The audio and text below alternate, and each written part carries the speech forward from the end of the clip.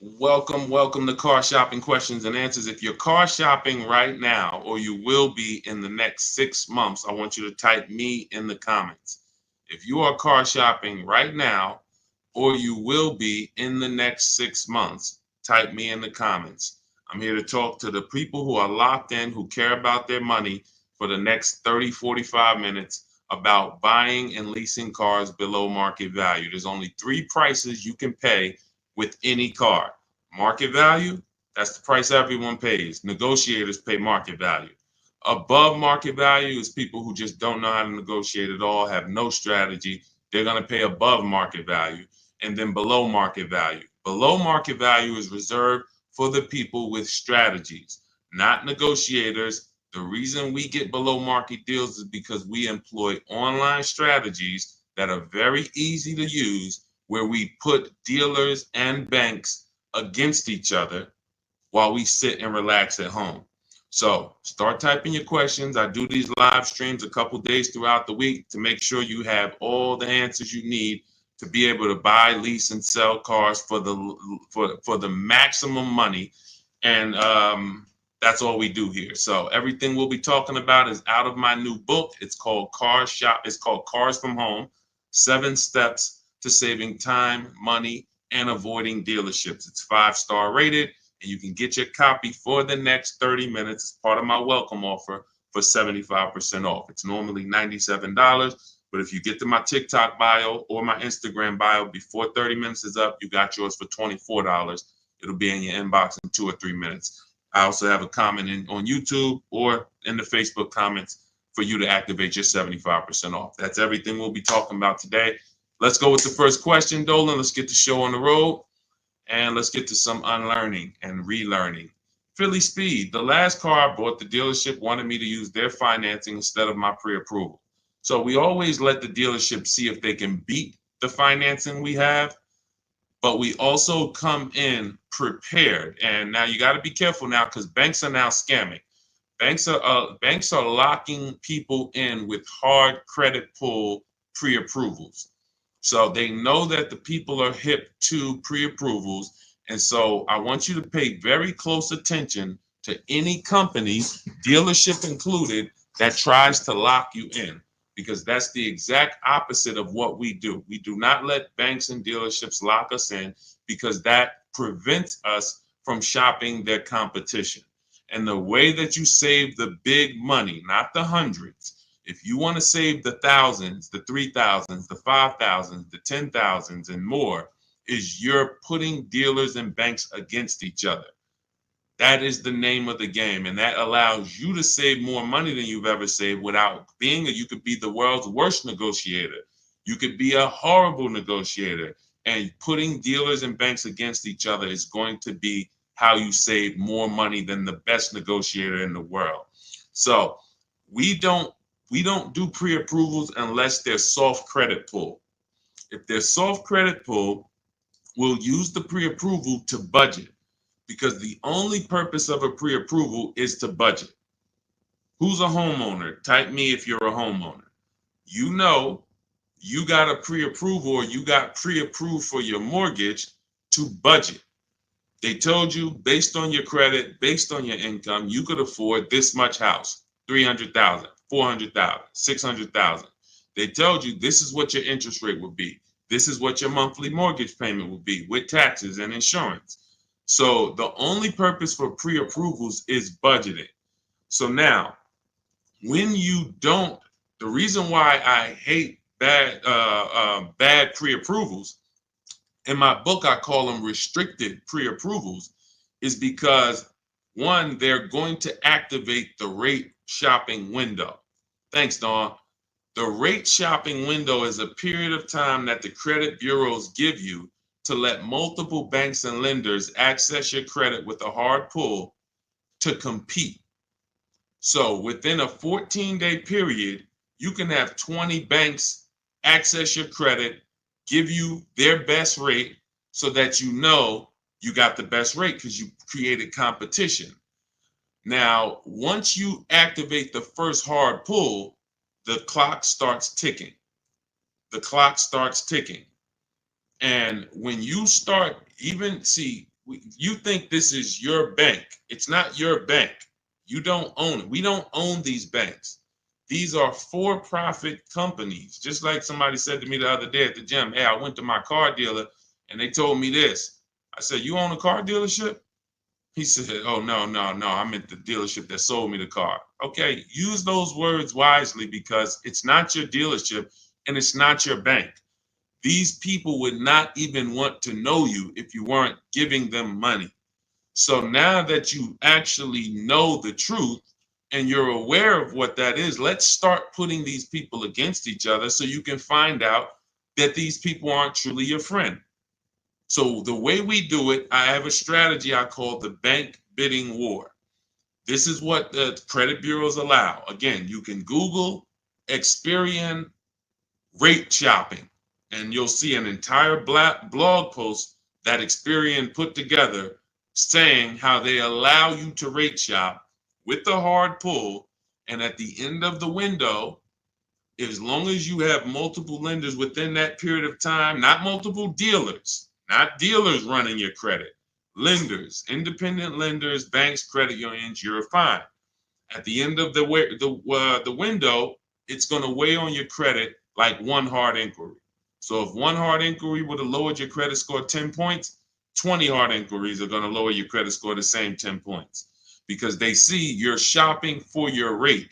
You don't get penalized for being diligent. You get rewarded because they know if you're shopping for your rate, you care about the $2,000 and $3,000 and $5,000 in your loan that you could save by getting the best interest rate.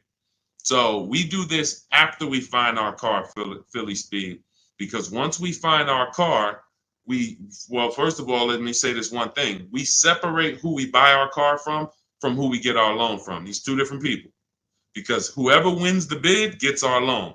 Whoever wins the bid gets to sell us a car. It's not the same person. It's not the same companies. What's up, Sheila? Good to see you, Sheila. So this is so once we find the dealer who's going to sell us the car, they win the bid, used car, new car. We now lock that car up with a deposit. Now we come home, we do all our rate shopping online, banks, credit unions, online lenders. I have resources in my book where you have online credit unions. Let all these people compete. Then we call the dealer and we see if they can beat it.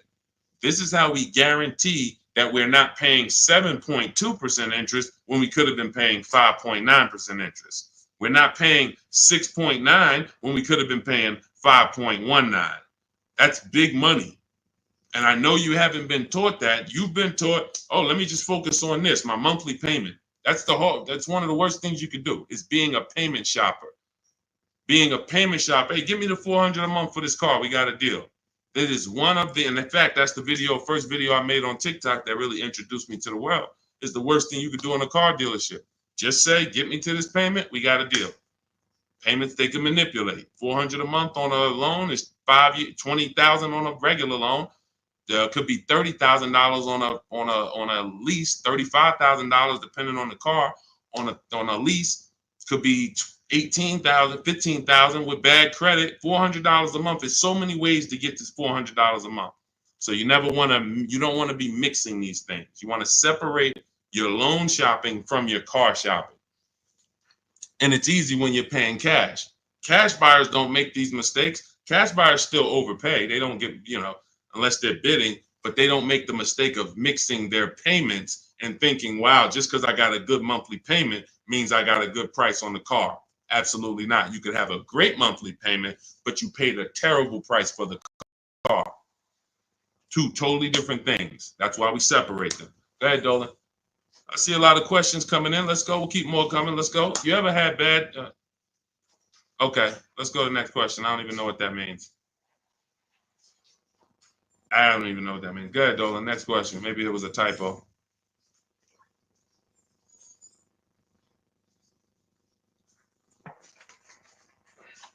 Can you please let us know if there's any limits for gap insurance if I'm upside down? It depends on on the coverage.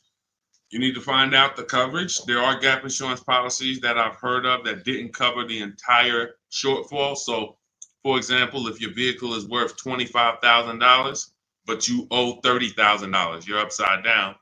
If your vehicle gets stolen and not found or totaled, you're going to owe money. And I've seen this happen so many times throughout the years because people didn't get gap insurance. They'll literally total their car. And then so now you got a horrible life event that happened. You got into a car accident, and then you get a bill. You get a bill, and people are like, wow, where did I get this bill from? And it's like, your car was only worth 25, but your loan was 30. So if you're driving around in a car that does not have, that's not worth what you owe, but you don't have gap insurance, you're exposed. Something happens to that car, not only are you going to lose the car, you got a bill coming to you. So what I always say is, you got to know when you're upside down. You got to know when to get gap insurance. And you also have to know you don't have to buy it from the dealership. You can call your insurance company, see if they sell it. You can Google insurance companies that sell gap. Usually you can find it for a cheaper price than what the dealership is going to charge. But some of the worst, it's insult to injury. It's not many things like losing your car and then getting a bill on top of that. That's almost as bad as like having a car that's breaking down and then you got to fix something on it, but you still have a car payment. So the car doesn't drive, transmission's out, but you still got to make a payment every month. It's like, those are two of the toughest things. So know when you need gap insurance. Don't skip that. That's not a smart decision at all. But then check the coverage too, because he's asking about coverage. Check how much coverage. Do you have $15,000 of coverage? When you get your gap insurance policy, ask how much is covered if, God forbid, the vehicle is totaled.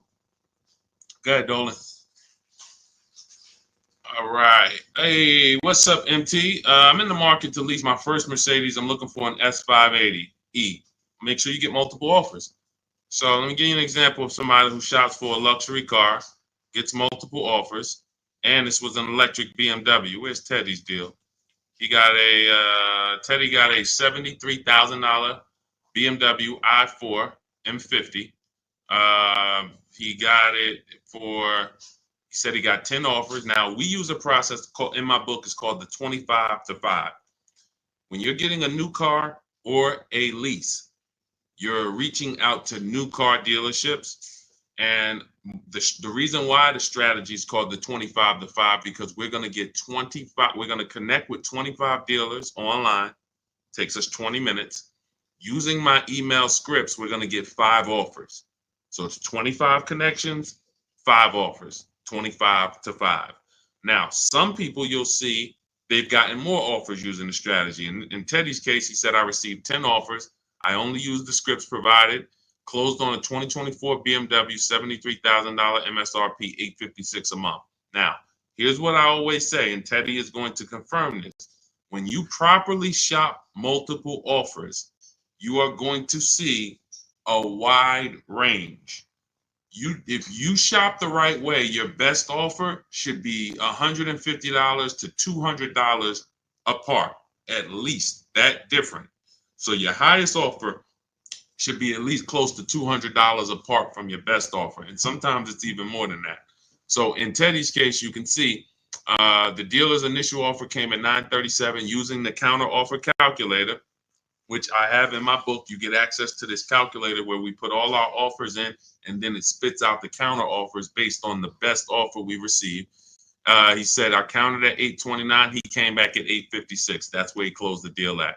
So $856, $73,000 vehicle. That's a 1.1% lease. The way you judge your leases is you divide the monthly payment into the total MSRP, and that gives you what the percentage is. So he got a 1.16% lease. But here's what's very important. My highest offer during this process from a different dealer was $1123. $1123, even after his counters.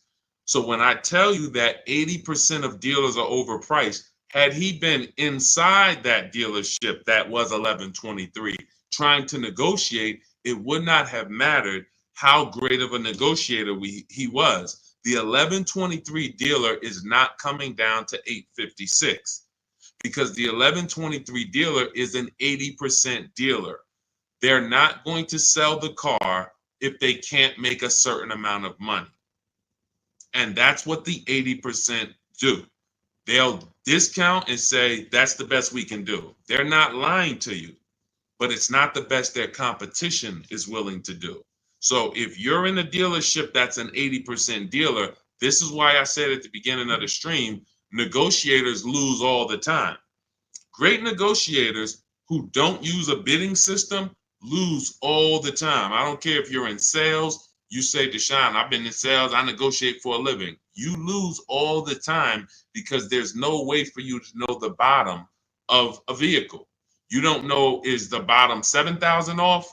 Is it 3,000 off? Is it 15,000 off? What's the bottom? And the only way for you to know the bottom is to get multiple offers from multiple dealers and see the one who gives you the best offer. That's what confirms what the bottom is. So this is what you do. If you're talking about leasing an S580, this is what you do. You get multiple offers. On an S580 $100,000 car, you should see a $400 swing from your best offer to your worst offer. You might see $1,100 a month, and you might see $1,500 a month from one dealer. That is from a different dealer. That's how different it is. Now, if you want to call around and try to get the quotes yourself by the phone, you can do that. We don't do that. We use email because I believe that most people don't like talking to car dealerships. Believe it or not, there are some people who do, and God bless them. Go ahead, do your thing if that's you. Start calling around. But if you're like, you just want to be able to copy and paste and use emails, that is all in my digital book, Cars from Home, 7 Steps to Saving Time, Money, and Avoiding Dealerships. It's already 5-star rated. Thank you to everybody who's taken the time to write a review about the book. This is one that we got the other day. Marguerite, I started pulling these up. This book is a must if you're thinking of getting a new or used car. So much has changed in the process since I bought my car 40 years ago. Think of it as a workbook. Even though you finish the book, you'll refer back to it several times. This is another one that I snatched.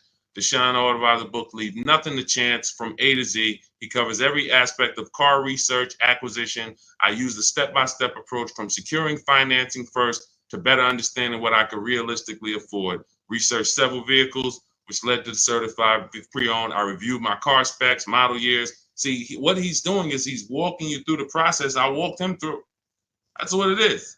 It's a process. So when you get Cars from Home, my digital book, you now have a process for getting below market leases, process for getting below market car deals, a process for selling your lease instead of returning it to dealers and they go and sell your lease and make $2,000, $3,000, $4,000 and you didn't even know you could sell leases. You sitting here like, man, I didn't even know you could sell a lease. How much has that cost you? Let me ask you a question.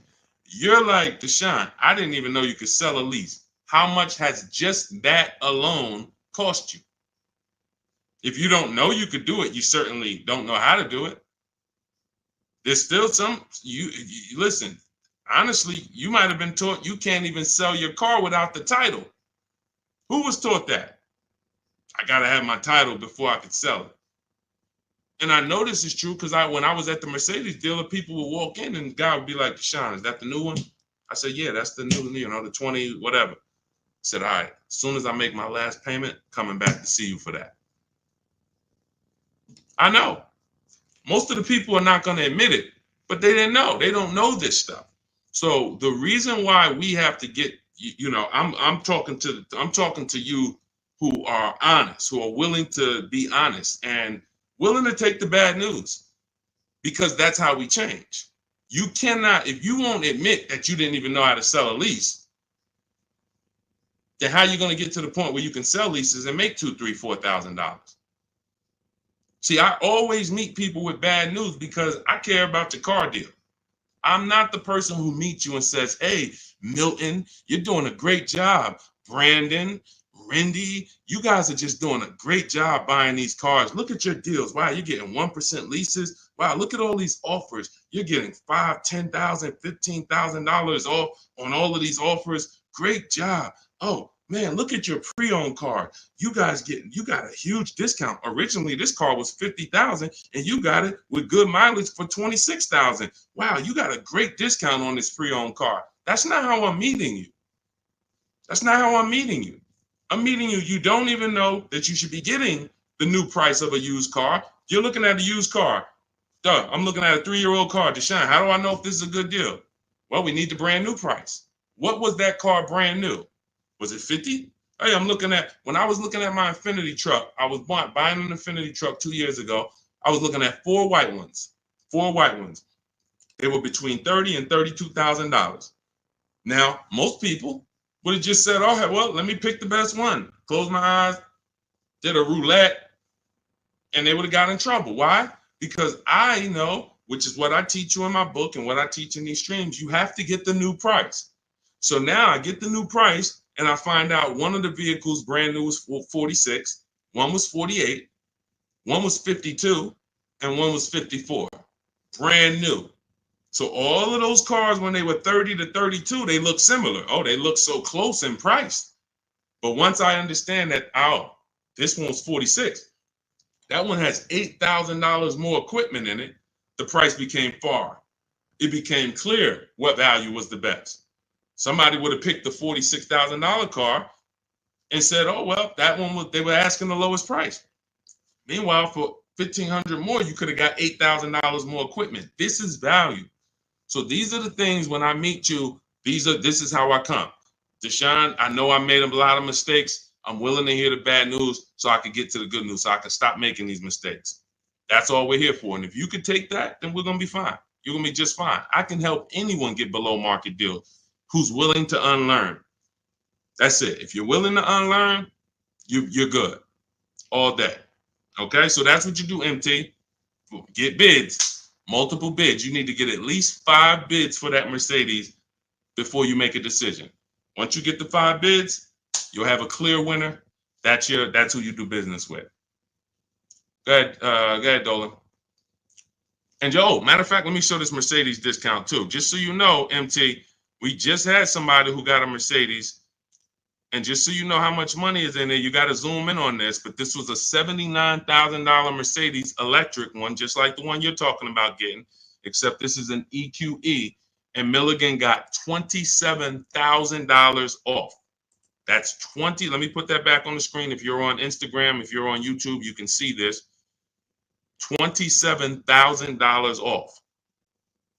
So I don't want you going in there thinking that, hey, if I could get $5,000 off, that sounds like a deal to me. Well, unless you get multiple offers, or you could leave a lot of money on the table, you'll end up overpaying by like $15,000, $20,000 and never know it. Go ahead, Dolan, shoot that next one up. All right, welcome to the new people who just jumped on. This is Car Shopping Questions and Answers. We're doing rapid fire Q&A. Any car question, throw it up, type it up. Dolan will pull it into the screen. And shout out to the people who have liked the broadcast. Hit that like button. It means a lot. You make sure you run once you do that, you let the algorithm know we're talking big money over here. All right, ID Corals. What's the most discount seeing on a RAV4 Premium? You're feeling for the bottom. That's a losing strategy. So when I look at a vehicle like Tiffany's vehicle, Tiffany, look, she gets a Mazda 2024 CX-90. Her best offer from all of her bids was $6,530 off. At the time last year, Eddie got a Toyota 2023 hybrid Camry. Those were hot. His best offer at the time was $2,086 under MSRP. That was a time when people were still charging over MSRP for some of these hybrids and some of these Camrys. So you don't know what your offer is going to be. I wish I could tell you that, hey, a Jeep Grand Cherokee, if you get $7,000 off, that's the bottom. A BMW X5, if you get $6,000 off, that's the bottom. No one knows. And frankly, there's never going to be a way to know. The only way that you possibly could know is if you're in our network and you see people who make a deal. I'll give you an example. If I see Ansley picks up his QX, his Infinity QX 60. I see Ansley, let's see. He picks up his Infinity QX 60, $58,000 vehicle. He gets it for $554, no money down. He leased it. $554, no money down on his lease. That's a under 1% lease, if you're not aware of how leases are judged. savvy people all know about the 1% rule. So if your lease payment is 1% or less than the MSRP, you stole a vehicle. So this is a 1% lease, no money down. That's the only way we can judge a 1% lease, not with money down. So when I look at the discount on this, he probably got $7,000-8,000 off that Infiniti. He might have got you can't get that type of payment without getting huge amounts off and huge rebates. But he did not know that he was going to get that type of payment on his Infiniti. He did not know that he was going to get that type of payment. He went in, he shopped the market using our strategies. And just so you know, once you know how to do this, it only takes you 90 minutes to shop the market. When you see these people, look at Ansley's last sentence. Started the process Saturday, accepted a deal Monday.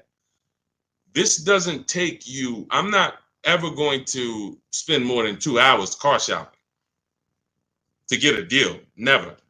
90 minutes tops, I'm going to get a below market deal on anything. So when you look at the process of using a computer, this is what they're made for. See, the problem is you're just not using computers. You're not using the internet. You use the internet for Amazon, don't you? Don't you use the internet to shop competitively from Amazon, to go on websites when you need to buy something big? You're going to the internet. But when you need to buy something like a car, you're going to the dealership, not the internet. When every dealership in America has a website that you could be reaching out to them and making them compete.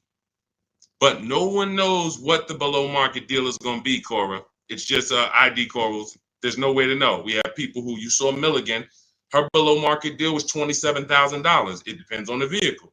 That was an electric Mercedes. Sean's below market deal on a F-150 Lightning that he got was $20,000 off. Where's his deal? Look, Kimberly, she got a Maserati. That particular Maserati, the below market deal was $20,000 off. But as I said, Sean, $20,000 off. But Tiffany was $6,500 off. So when you see on the Mazda, so it's different for every vehicle. You have to understand that. And there's no way for you guys to know that. Unless you're in our group and then you see somebody get a car that you want and you're like, wow, if he just got 20 and he did that work, then I know the below market deal is 20. Let me go get it. But you still got to send your offers out. But there's no way to know. And when you try to guess, you get in trouble. That's what negotiators do. That's what negotiators do. They'd be like, all right, I feel like I got 7,000 off this. I think I did good. What if you could have got 12? What if you could have got 17? You're not doing good. All right, go ahead, Dolan. Absolutely applies to used cars. Our system in my book, somebody said, does this apply to used cars? Our system in my book is below market used cars, below market leases, and below market new car purchases. We also have the bank bidding war where we make banks and credit unions bid for our business instead of going and begging one bank to give us a loan. So we also sell leases and sell. So we run pretty much an organized bidding system for car buying and leasing.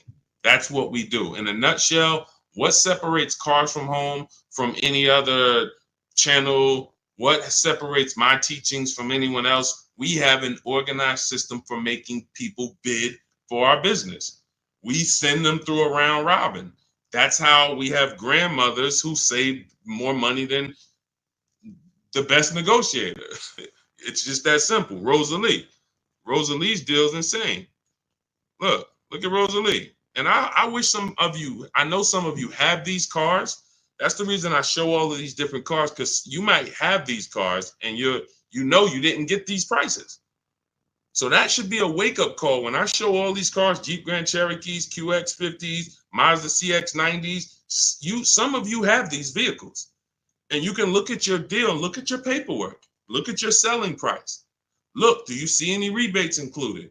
Look at your price and be like, you'll see, man, I didn't get these prices. She got a 2024 Infiniti QX60, $59,000 vehicle. Look, her payment is $592 a month.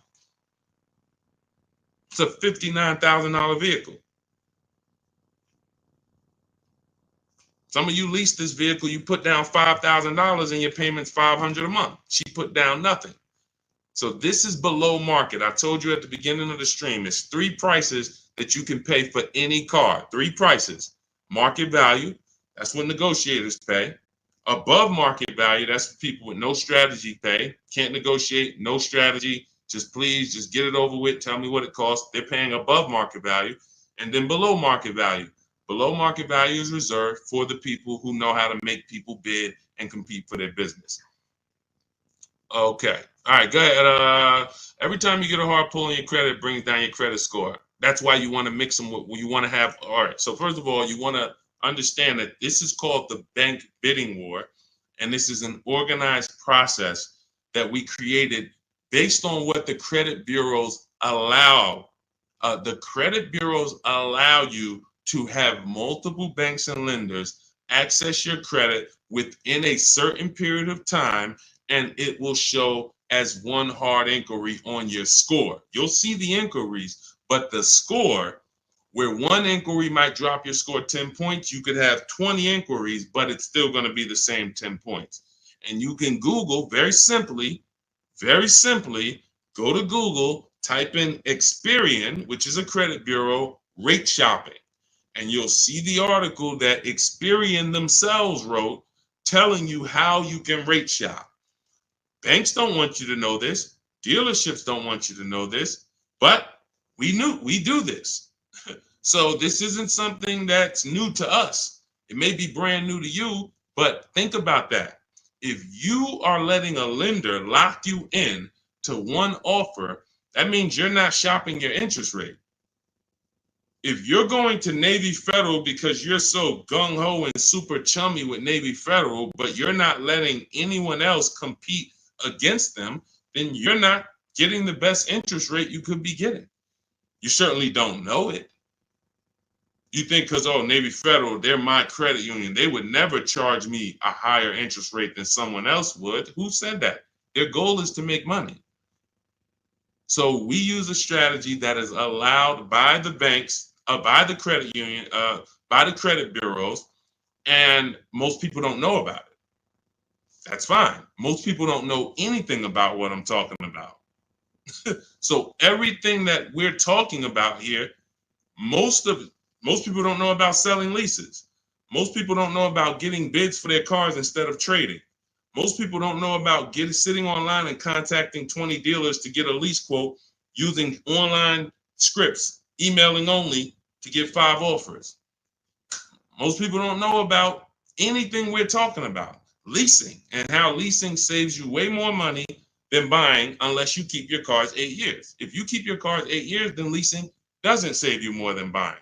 But if you don't keep your cars 8 years, leasing, getting below market lease deals like some of the ones you see that I've shown you, saves you way more, thousands more than buying. Most people don't know any of this. So it's not about that. It's about, will you know it, Dawn? I don't care about what most people know. I care about the people who are like, look, I want to know this. I want to know how to make sure I shop for my interest rate and don't let the dealer shop for it for me, or don't just let one bank give me their offer.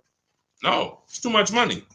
You know the difference between, and I want to pull this up, the difference in interest between on a $40,000 loan, $40K loan, what's the difference in interest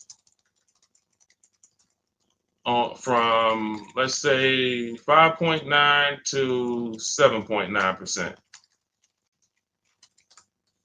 Because we're so busy talking about the money on the car, but we totally overlook the money in the loan. And we don't. So when in my process, those of you who have my book, you know the bank bidding war. You know we're taking shopping at home for our loan just as serious as we're taking getting the best price for our car. So look, on a loan period, 5-year loan, interest paid on a 5.9%, 5.9%, hold on, interest paid at 5.9 is 15.8, difference is 4,000. Positive comparison and interest cost, $40,000 loan over 3 years and 5 years. $11,000 in interest? That can't be right. Interest paid is that can't be right. Hold on.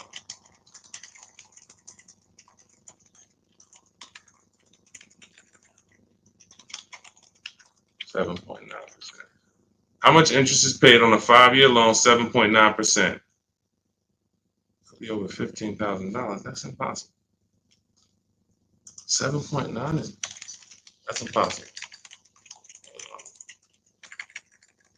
Hold on. Now I gotta figure this out. I know it's a big difference. I know it's thousands different, but on a $40,000 loan, hold on. Wow.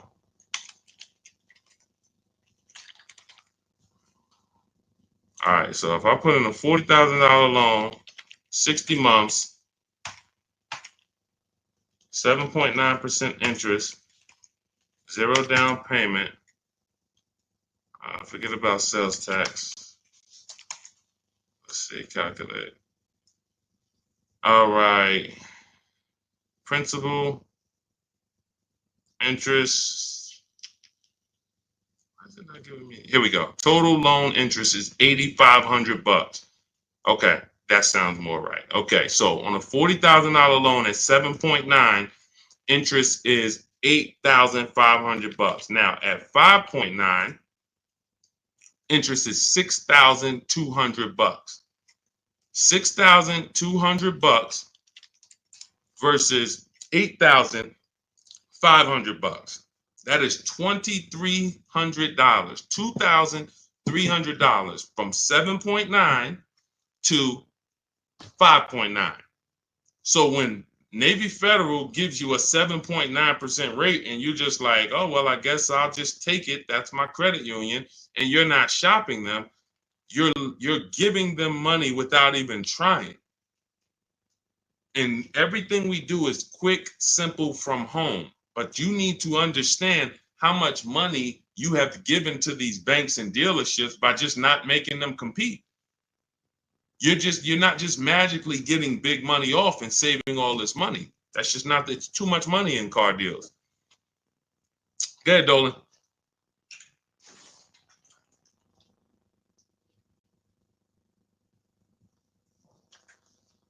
See, I see a lot in a lot of these questions. What I'm seeing is people trying to feel for the bottom. You don't want to use competitive strategies. You're not going to get there that way. Michelle, what's a good APR on a 2014 car? First of all, a 10-year-old car, you shouldn't have a loan. In my book, I teach something called the rule of 72 and the 10th birthday. 72 months is the longest loan you want to take on a car. Anything longer than that is like a 50-year mortgage. If you got to take a 50-year mortgage to afford a house, you can't afford the house. So why is the 10th birthday there? Well, that's because we should have the car paid off by the 10th birthday. In true affordability, you can do this.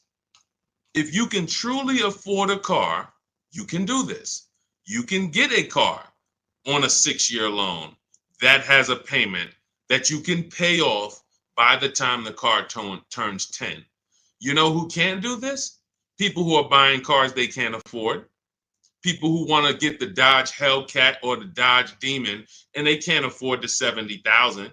So they're going to get one that's a 2017 with 90,000 miles on it, and they're going to pay 15 for it, 15,000. But the car is crap.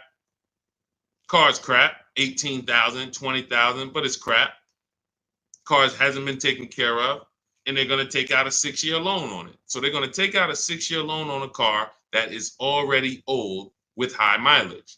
I've seen this. I call this the repo recipe. Some of you may have seen the video that I made on the repo recipe.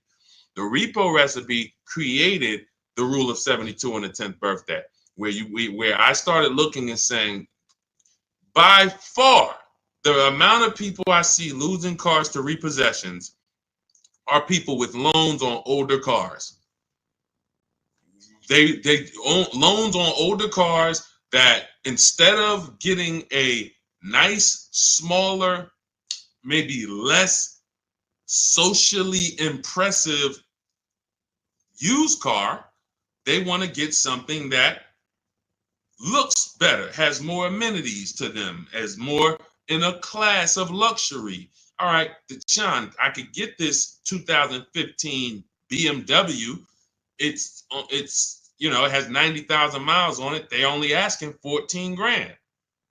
It's a horrible decision unless you can pay cash, because all you're doing is investing in a car for 5-6 years with payments that is already due for repairs. At 10 years old, the car you're asking about, Michelle, is already due for repairs. This is the age of the car. This is the age of the life cycle of the car where repairs should be normal. 10 years old, the car should be paid off. And every 2 years, you go to your mechanic. Hey, what does it need? They say, okay, hey, you got to put 1,000 into it. You got to put 800 into it. No problem. Here you go. Let me keep my car running. That's the age of repairs. But when you're starting a fresh loan on a car that is in the age of repairs, this is what I call the setup for the repo recipe, because you're going to now get this payment, $400 a month, $300 a month, $500 a month, whatever it is, and you now have a surprise. Hey, car's breaking down. Hey, what's this light flashing on my dashboard? Hey, what's this going on? What's this sound I'm hearing in the back? That's because you bought a car that is in the age of repair and you just bought it like it wasn't. See, if you drop cash on it, 15 grand, I don't got no problem with that. Because now you're going to say, all right, Deshaun, I bought an older car, paid it off, but I'm going to put some money to the side just in case things go wrong. Perfect. But when you're making your car payment and you're paying your insurance and you're putting gas in the car and you have to do an oil change, and then something breaks and it costs you $2,000, you're gonna see the repo recipe, because you're gonna be like, wow. And God forbid something major happens, like the transmission goes, or a head gasket goes, or the engine goes. Oh, forget it. Now you're sitting there with a $400 payment on a 10-year-old car that literally you still owe $16,000 on, and it doesn't even drive. You need an engine. Happens all the time. I've been seeing it happen since 2006 when I got in the car business. And what's the reason? Older cars, long loans. Let's get these older cars, instead of being frugal and saying, all right, I could afford $300 a month. Let me go get an inexpensive, smaller used car that I can get something that's 5 or 6 years old, where it'll take care of me. It's not going to have all the bells and whistles because I don't have the budget for that, but it is going to be dependable. It is going to get me from point A to point B. It will allow me, it won't surprise me. I'm not going to come out one day to go to work and the car is broken down on me. Now I'm calling out of work and I got to call a tow truck and all of this stuff you're going to have with this 2014. So these are the things that I speak to my family about, to my friends when I was in the car business. These are the things that I would speak to people about, Michelle. A loan on a 2014 is a horrible idea. I can't even tell you what a good APR would be, but if you had said what's a good APR on a 2020, I can tell you we need to bid that out. We don't know what a good APR is. Is it 5? Is it 4.9? Do they have a special interest rate, 1.9? What's the best we're going to get? We're going to put it through a bank bidding war process, and we'll see. That's it. But a 2014, that's just too old of a car to have a loan on. Go ahead, Dolan.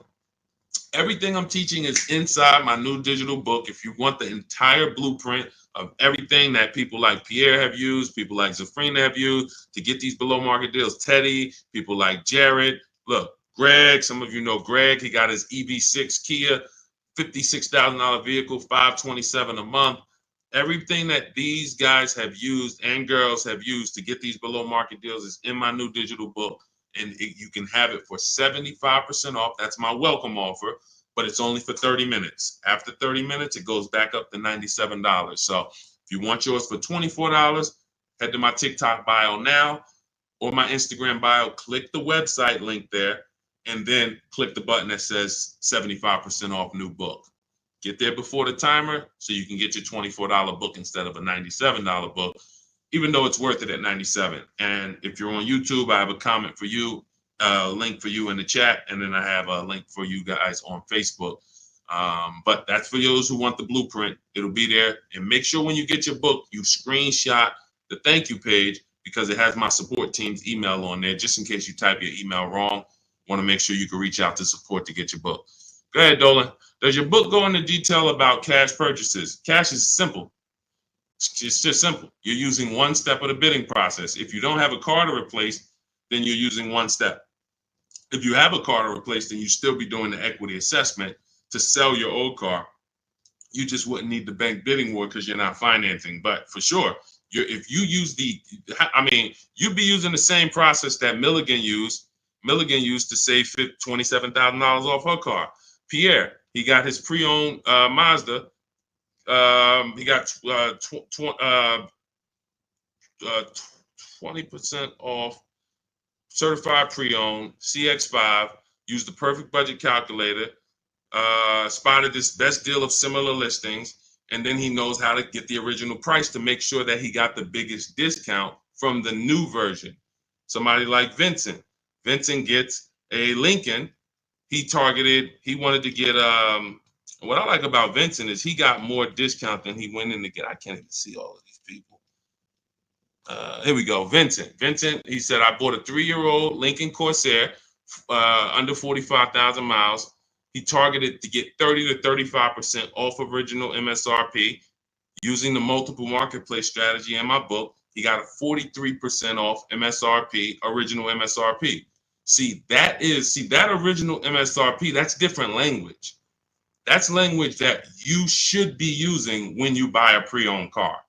There's no pre-owned car that you should be buying from this day forward, and the original MSRP is not in your language. It just makes no sense. How do you know what the price is if the price you're paying is good or not? What are you basing it off of? Market value? What the other ones are listed at all? That doesn't matter. What matters is how much was that car originally? 60,000? Okay, now they're offering it for 30. It's 50% off. How much was this car originally? 52? Now they're offering it for 30. Okay, what's the better discount? That's what matters with a used car when it comes to getting the best price. Now, that has nothing to do with getting a quality car. We have different steps we take to get a quality car. You have to check the Carfax. You have to look at the title. We don't want salvage title. We don't want frame damage. We don't want rebuilt titles. We don't want rentals.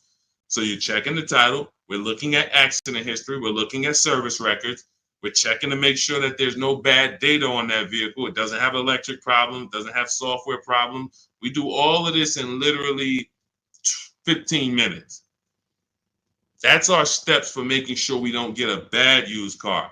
But when it comes to pricing, you must know the original MSRP, or you can't. Nothing else matters when it comes to used car pricing. So that's all in my new book. Grab your copy. You'll have the entire blueprint for how we do this. Go ahead, Dolan.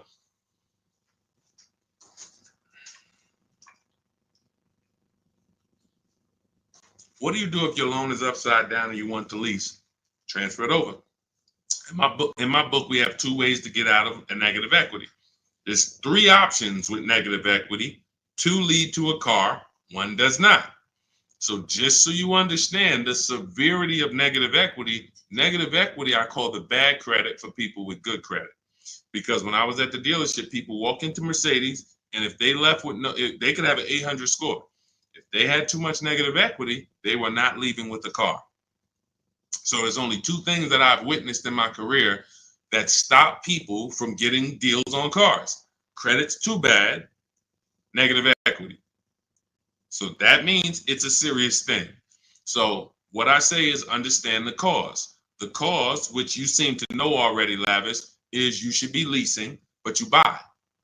That's why Lavis is asking about going from a negative equity deal to a lease, because the taking out 5-year, 6-year loans is what you do. Then you go and you replace those cars in 2 or 3 or 4 years. You have negative equity.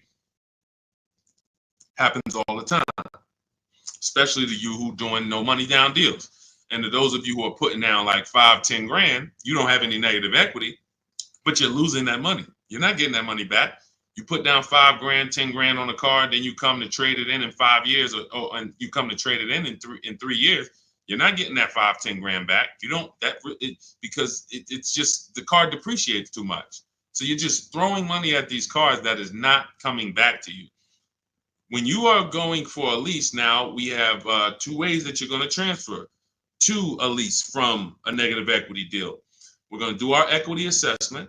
You're going to go to CarMax, go on these websites, CarMax, Driveway, Carvana, KBB, Instant Cash Offer, Car Gurus, and AutoNation. Sell my car. 6 offers. So they're going to give you 6 offers on your current car. Now, that is going to be the smallest amount of negative equity that you're going to have, because that's the best offers you're going to get. These are companies that fight every day to buy cars. That's what they do. So they're not lowballing. They're not saying, hey, we'll throw out one number here and then we'll negotiate. Hey, Charlene, good to see you.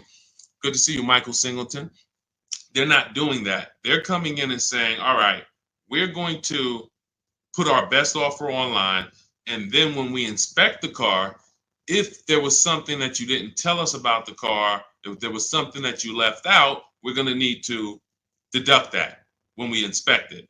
So they're putting their best offers online right there. And so that means that's going to be your lowest amount of negative equity, because you're getting the most for your car if you sell to one of them. So let's say your highest offer comes from a Car Guru's dealer who wants to buy your car for $19,000. Let's say you owe 21. You owe 21, they want to buy it for 19. Hey, Steve Long, what's going on? Good to see you. What should you do? You should pay the difference, because when you pay the difference, you're closing the deal with the least amount of negative equity. That's what you want. You're closing the deal with the least amount of negative equity. And so when you go buy your car, your next car, or lease your next car, rather, in your case, negative equity has nothing to do with the deal. So that's what you would prefer to do. Pay the difference and then go out and get bids for your lease and then do a clean deal. But now let's say, they offer you 19 and you owe 29. So you are now $10,000 upside down. You can't pay the difference. I don't have 10 grand to pay the difference. Okay. Now what you have to do is you have to transfer that negative equity to your next deal, which means you have to trade your car in. And we don't trade. We don't like trading because you can't get bids. What's up, Dion? Good to see you. You can't get bids. The reason why when y'all hear me say trading is a curse word is because you don't get the money your car is worth trading it. You don't get the money anything is worth trading it. So now you've bought this car, you found this deal, but now you have to go to the dealer and say, all right, I need you to take a look at my car. Now, what happens if Carvana offered you 19, but this dealer can only pay 17? It's just all they can pay. They can't match that offer. So you're going to have more negative equity in most cases when you have to do this. So, but that's okay. If you can't pay the difference, this is your only option. Now, it's very important for those of you who are trying to do negative equity trades and then go into a lease that you understand loan to value ratios, because that's what's stopping you from getting your deals. When you go to buy a car, the bank usually gives you 20% above the value of the car.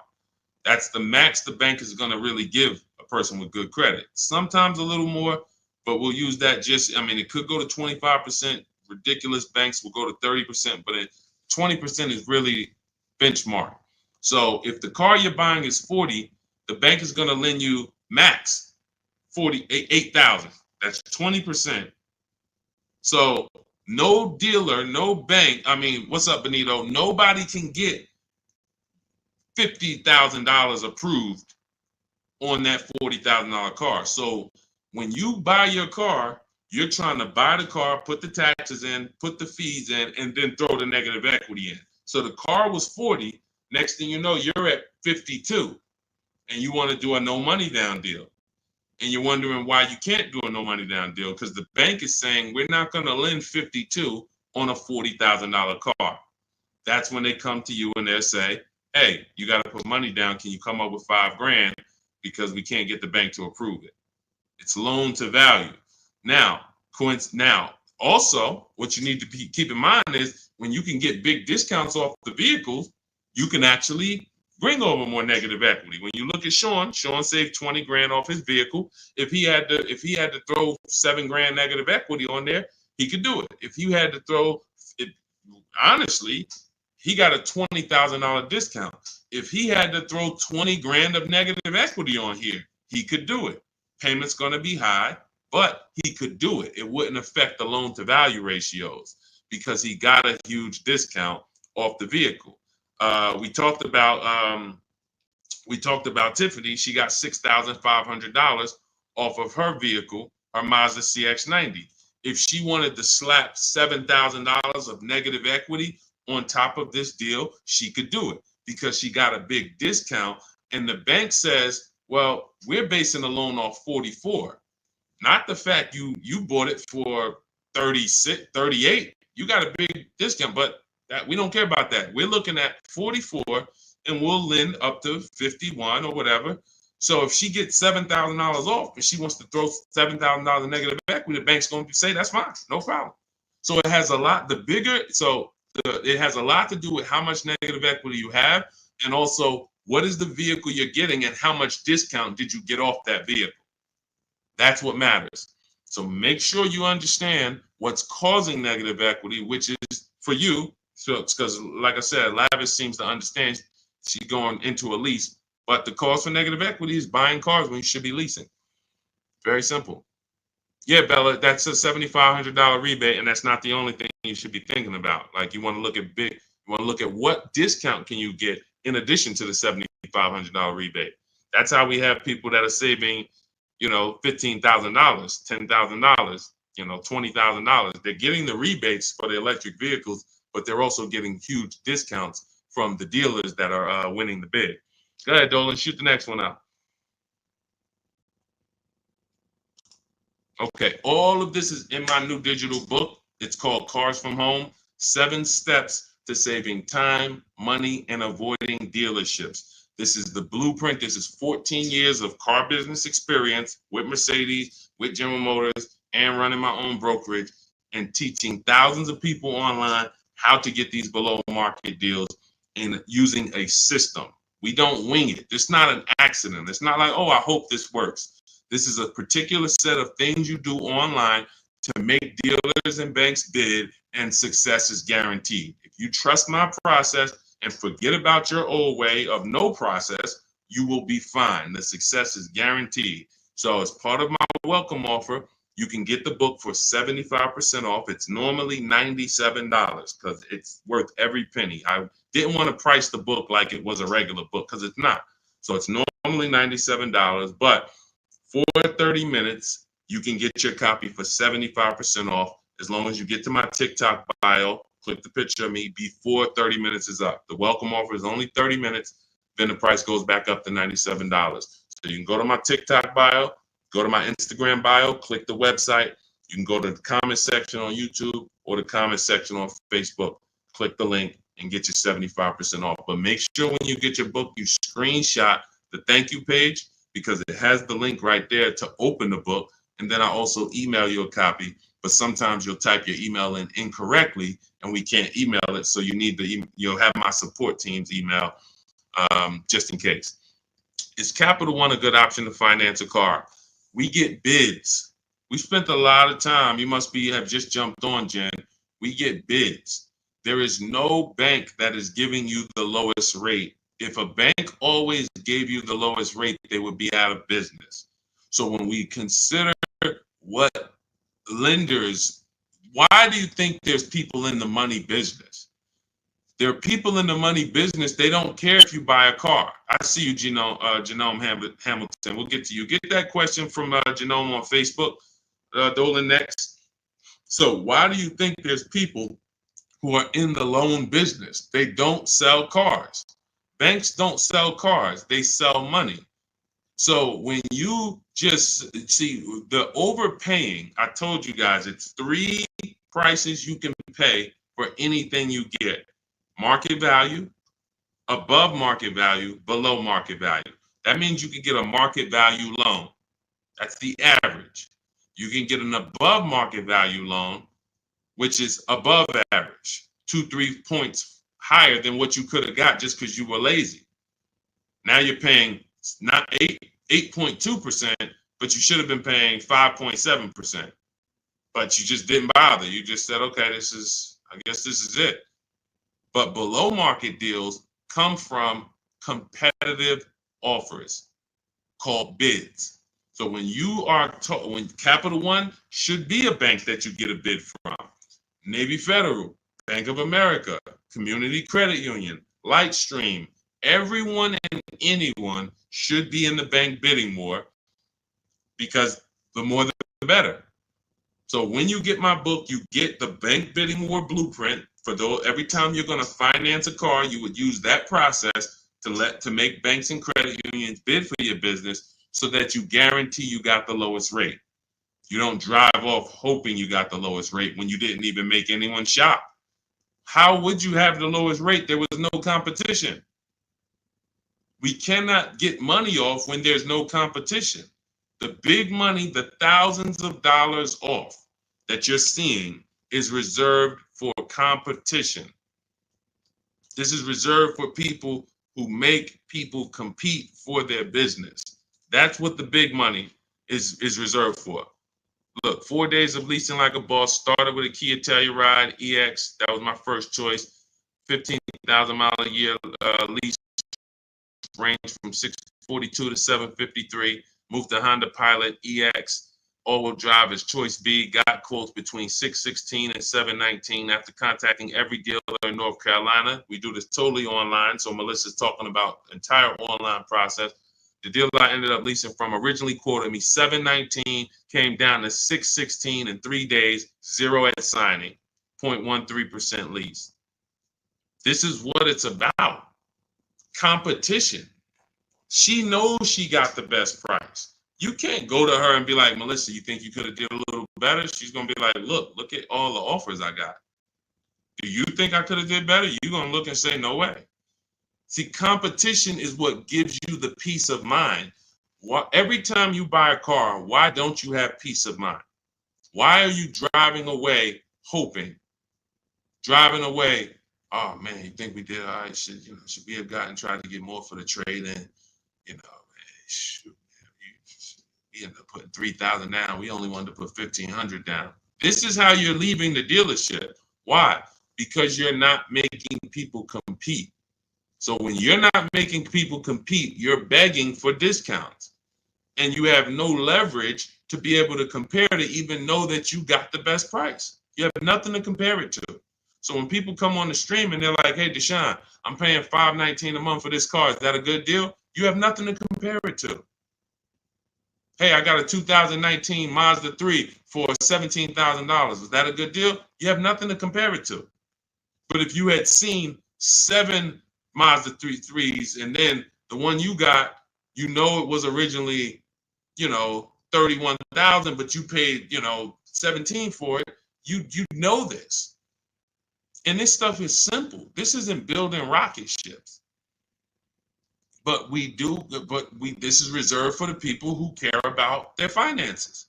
Everyone doesn't invest. Everyone doesn't save. Everyone doesn't, take financial literacy seriously in any way. But there are opportunities that flash past all of us where we can absolutely benefit from learning things that other people don't know. If you learn how to invest in stocks better than other people, you're going to do better than other people. If you learn how to get cars less than other people, you're going to get less than other people. This is not by accident. But you got to focus. This is your second most expensive purchase. So this is only for the people who are focused. This is for you. The blueprint, everything, my book, anything I do, the streams. The streams aren't for distracted people. We can't do nothing with distracted. There's people on here right now. They've got me on one channel, playing video games on the other channel, and then eating with another hand. And they think it's hard to win like that. And we're going to talk about a $30,000, $40,000, $50,000 transaction, and you're not even really focused. So I want the people who are focused to understand your success is guaranteed. Just by being locked in, your success is guaranteed. Because we have a process that you can trust that you no longer have to wing this car buying thing. I've been in this thing since 2006. Car buying is very predictable. New cars, used cars, leases. There is nothing a car salesman is going to say or type to me or send to me in an email or send to my people that I haven't seen before. I used to have to send those same emails, copy and paste them. It's so predictable. So once you understand that, you'll understand why we're able to get these deals. All we're doing is putting people against each other. Simplest terms. Simplest terms. But we do have some advanced stuff when it comes to leasing versus buying. Obviously, this is more advanced teaching that people don't understand. But getting the money off, it's competition. Competition. Go ahead, Dolan. Shoot the next one in.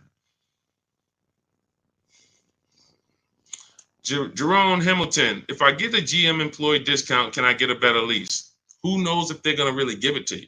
See, the problem is when you walk in and say, hey, I got a General Motors discount. All right, here, let me work you up these numbers. All right, it's $601 a month with $2,000 down. Oh, that's the GM price? Yeah, that's the GM price. How do you know that? How do you know the GM price? How do you know it's not $3,000 in rebates that I'm holding back? How do you know it's not $3,000 in rebates and I'm only giving you $1,000 of it? Here, hey, I also we have $1,000 rebate. I also put in there for you. Oh yeah, you did with the GM pricing? Yep.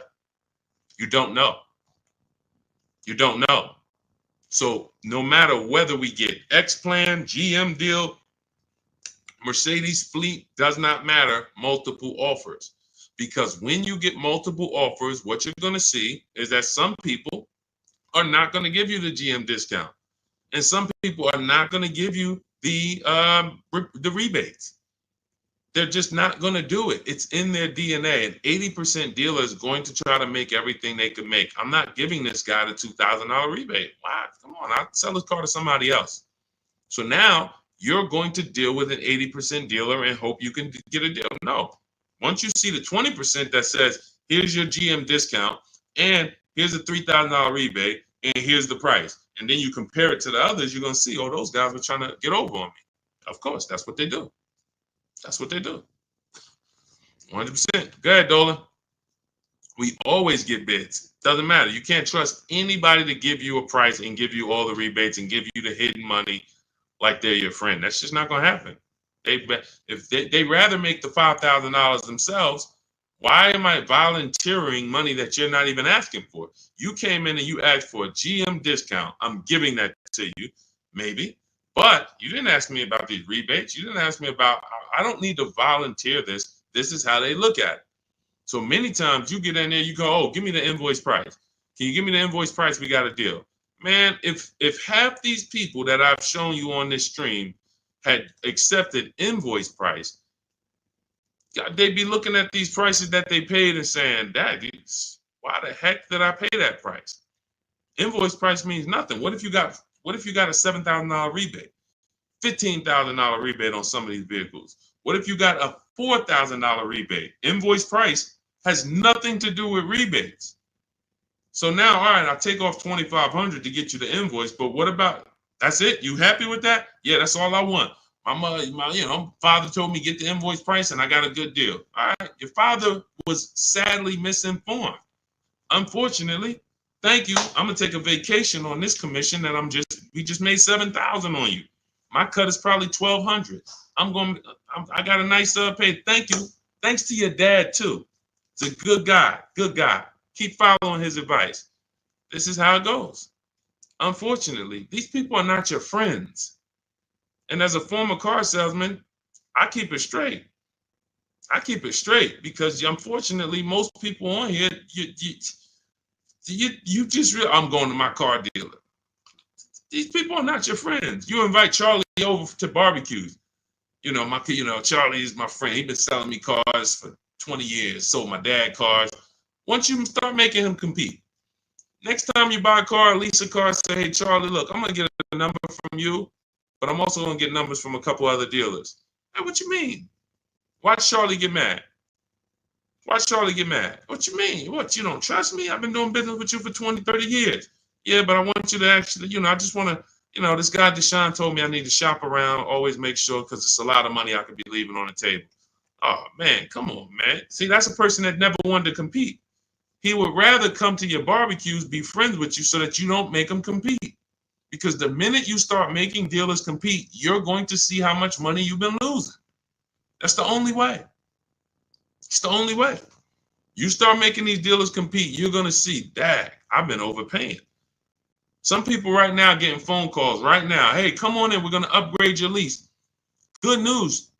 We're going to keep your payment around the same price. Who's getting these phone calls? Who's getting these phone calls? Good news. I can get you out of your lease right now and get you into a new lease about the same payment. Who's getting those phone calls? Who's getting those phone calls? I ain't been on since 5 a.m. KD. Chill out, bro. Chill out.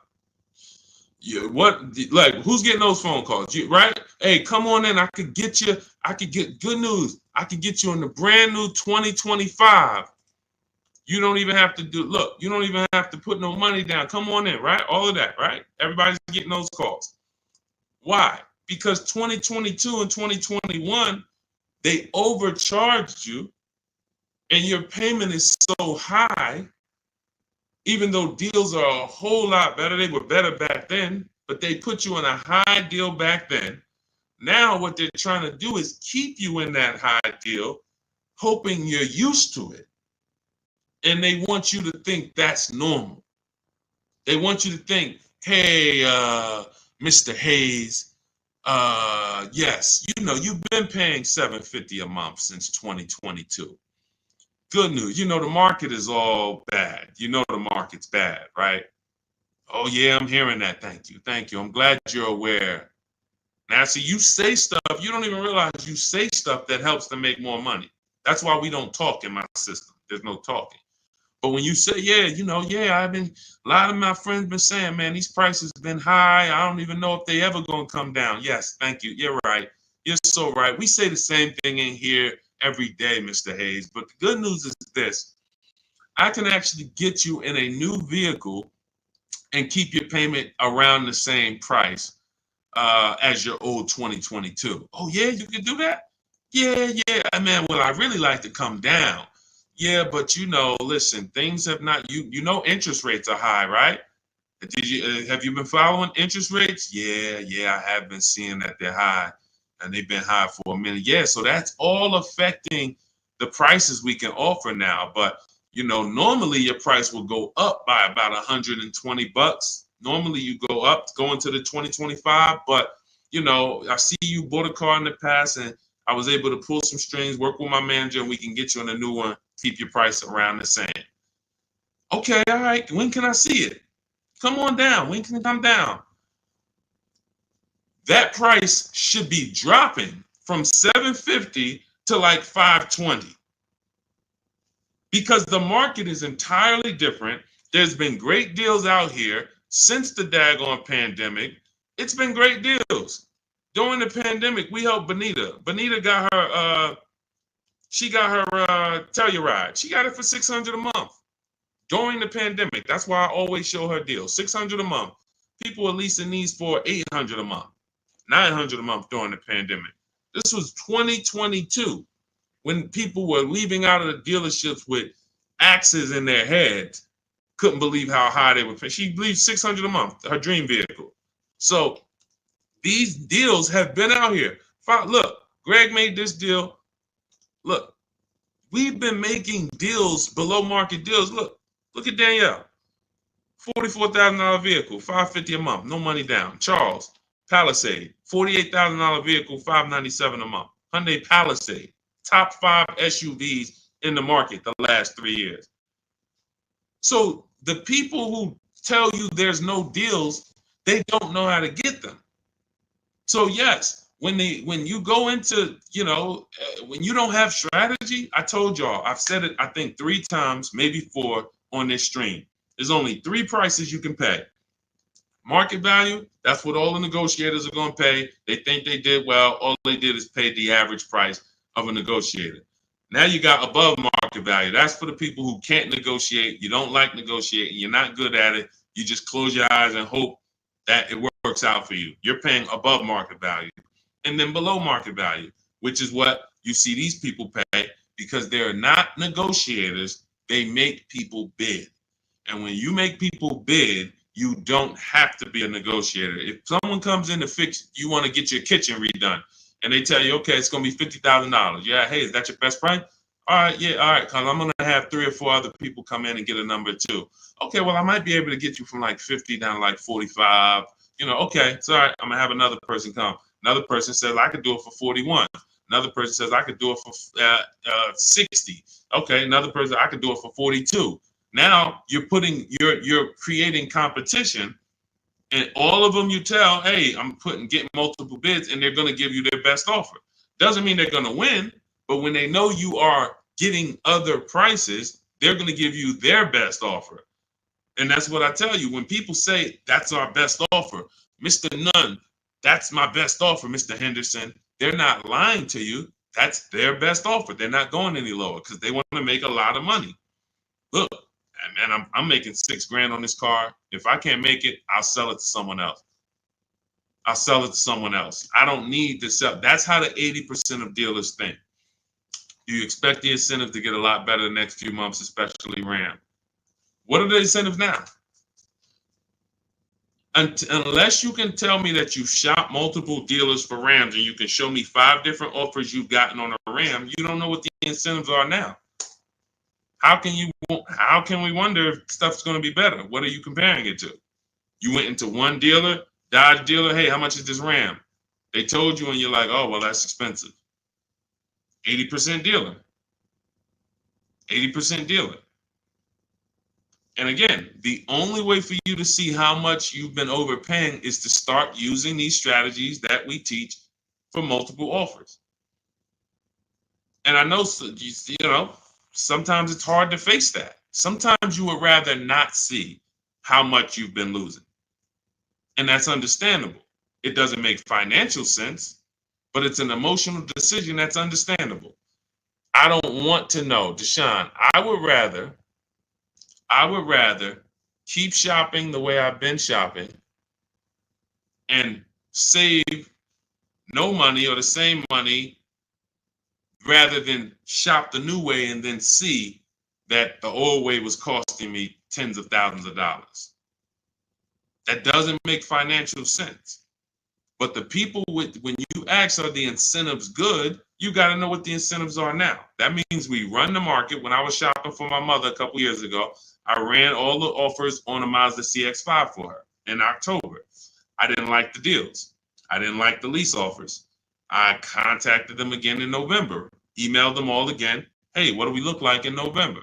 Didn't like the deals. Emailed them one more time in December. Or one of the dealers actually reached back out to me and said, hey, I got this car coming in. We did the deal in December. That is keeping track of incentives. That's monitoring programs. If I shop the Ram right now, it'll take me no more than 60 minutes to get literally 5 to 7 offers on Ram. Using my system, the 25 to 5 strategy in my book, I go into the book, I literally use my scripts, and in 60 minutes, 90 minutes, I'll have 5, 7 offers on Rams. That's just how it works. So now I'm able to look and see, all right, what type of discounts are they offering? What are the incentives? What are the programs? Do I like them? Do I not? All right, let me check back let me check back next month. Let me see if there's any new incentives. So that's the way it works. That's the way you move the market. We have to be able to monitor what the deals are. But I see, unfortunately, there's a lot of you who you want to try to fill for the bottom.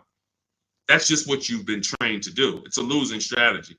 I would love for you, if I was still at the dealership, I'd love for you to come and try to fill for the bottom. Especially if I work for a manufacturer where we got rebates a lot. Come on in, fill for the bottom. $3,000 off is a good discount. When's the last time you got $3,000 off a vehicle?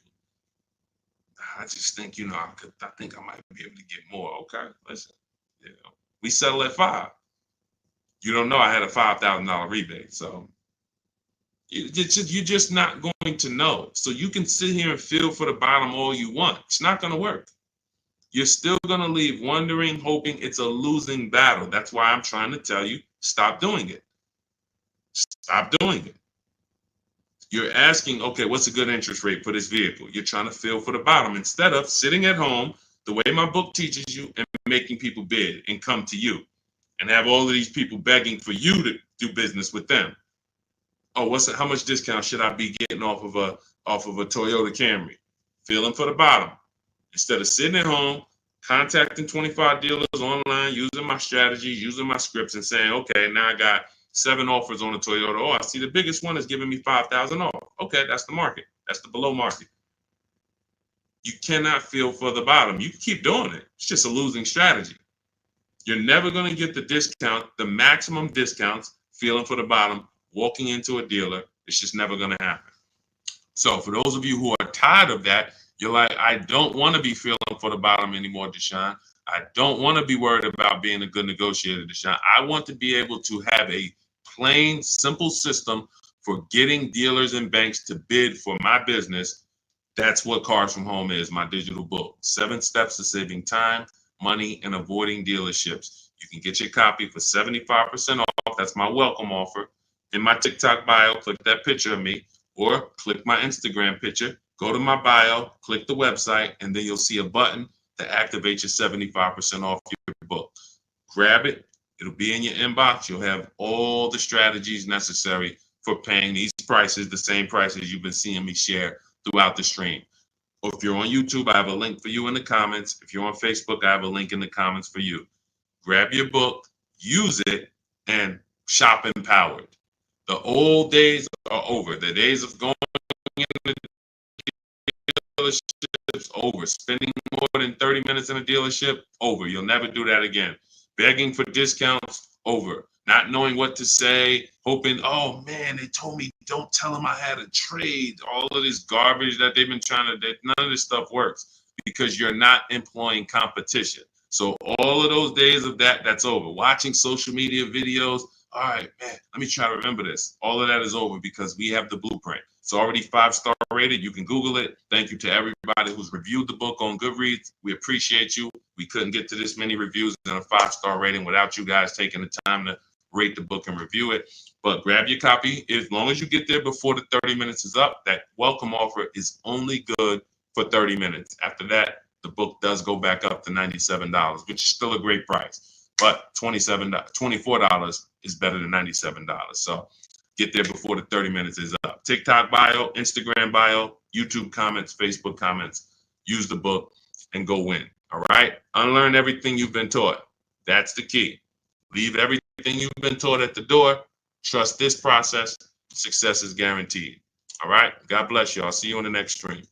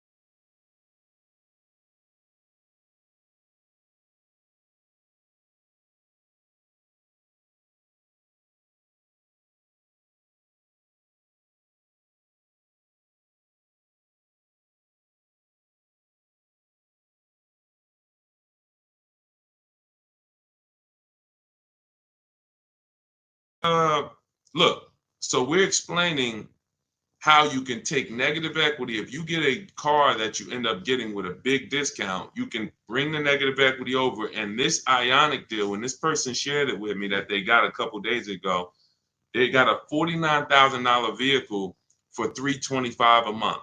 Using these systems, using what you're going to learn. But here's the thing. Let's say she had $7,000 of negative equity now. She could literally take that $7,000 into this 2-year lease. That her payment's only going to go up $291. There'll be some tax there, so let's just say it'll go up another $310, and we add that to our first $300. So her payment's $610. Normally, getting a $49,000 car, bringing $7,000 of negative equity over does not equal a $600 payment. That's a $1,100 payment. That's a $1,200 payment. But if you get the right car where you can get tons of money off. And right now, leasing some of these electric cars, as long as you know how to get these $15,000, $20,000 discounts off of them and lease them, this is a brilliant way to get out of negative equity, because once these electric car rebates and these electric car discounts go away, the market's very soft on these cars. Once they go away, we're not going to be able to move negative equity over to these leases and make it make sense the way it's making sense now. But for now, huge opportunity. That's what I will be doing. Driving an electric car for 2 or 3 years, taking the huge discount that I'll get from shopping around, and then bringing my negative equity over. And then once the lease is done, you have no more negative equity. You do a fresh deal, and you never have negative equity again. Just make sure when you lease, you get the mileage you need. Alexis Owens, welcome to the group. I see you just follow. Andre Guest, thanks for sharing. Shout out to the sharers. And shout out to the people who tap the screen. Every time y'all tap the screen, watch the likes go up. So if you hear something that you like, you're enjoying it, just start double tapping the screen. Y'all will keep running the likes up. So keep typing your questions in. We're live. Dolan, can you bring some of these questions? I don't know if you had time yet to get some of these questions we got on TikTok. Jason Davis, good to see you.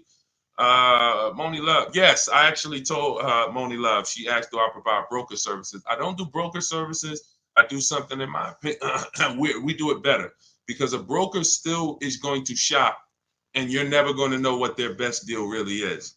Brokers make a lot of money. I'm in New Jersey, where there's a lot of brokers. There's a lot of brokers in New York, and brokers make a lot of money, and they basically do it based on trust. If I have your trust and I got the ability to control your entire car deal from start to finish, I have the ability to control where you buy your car from,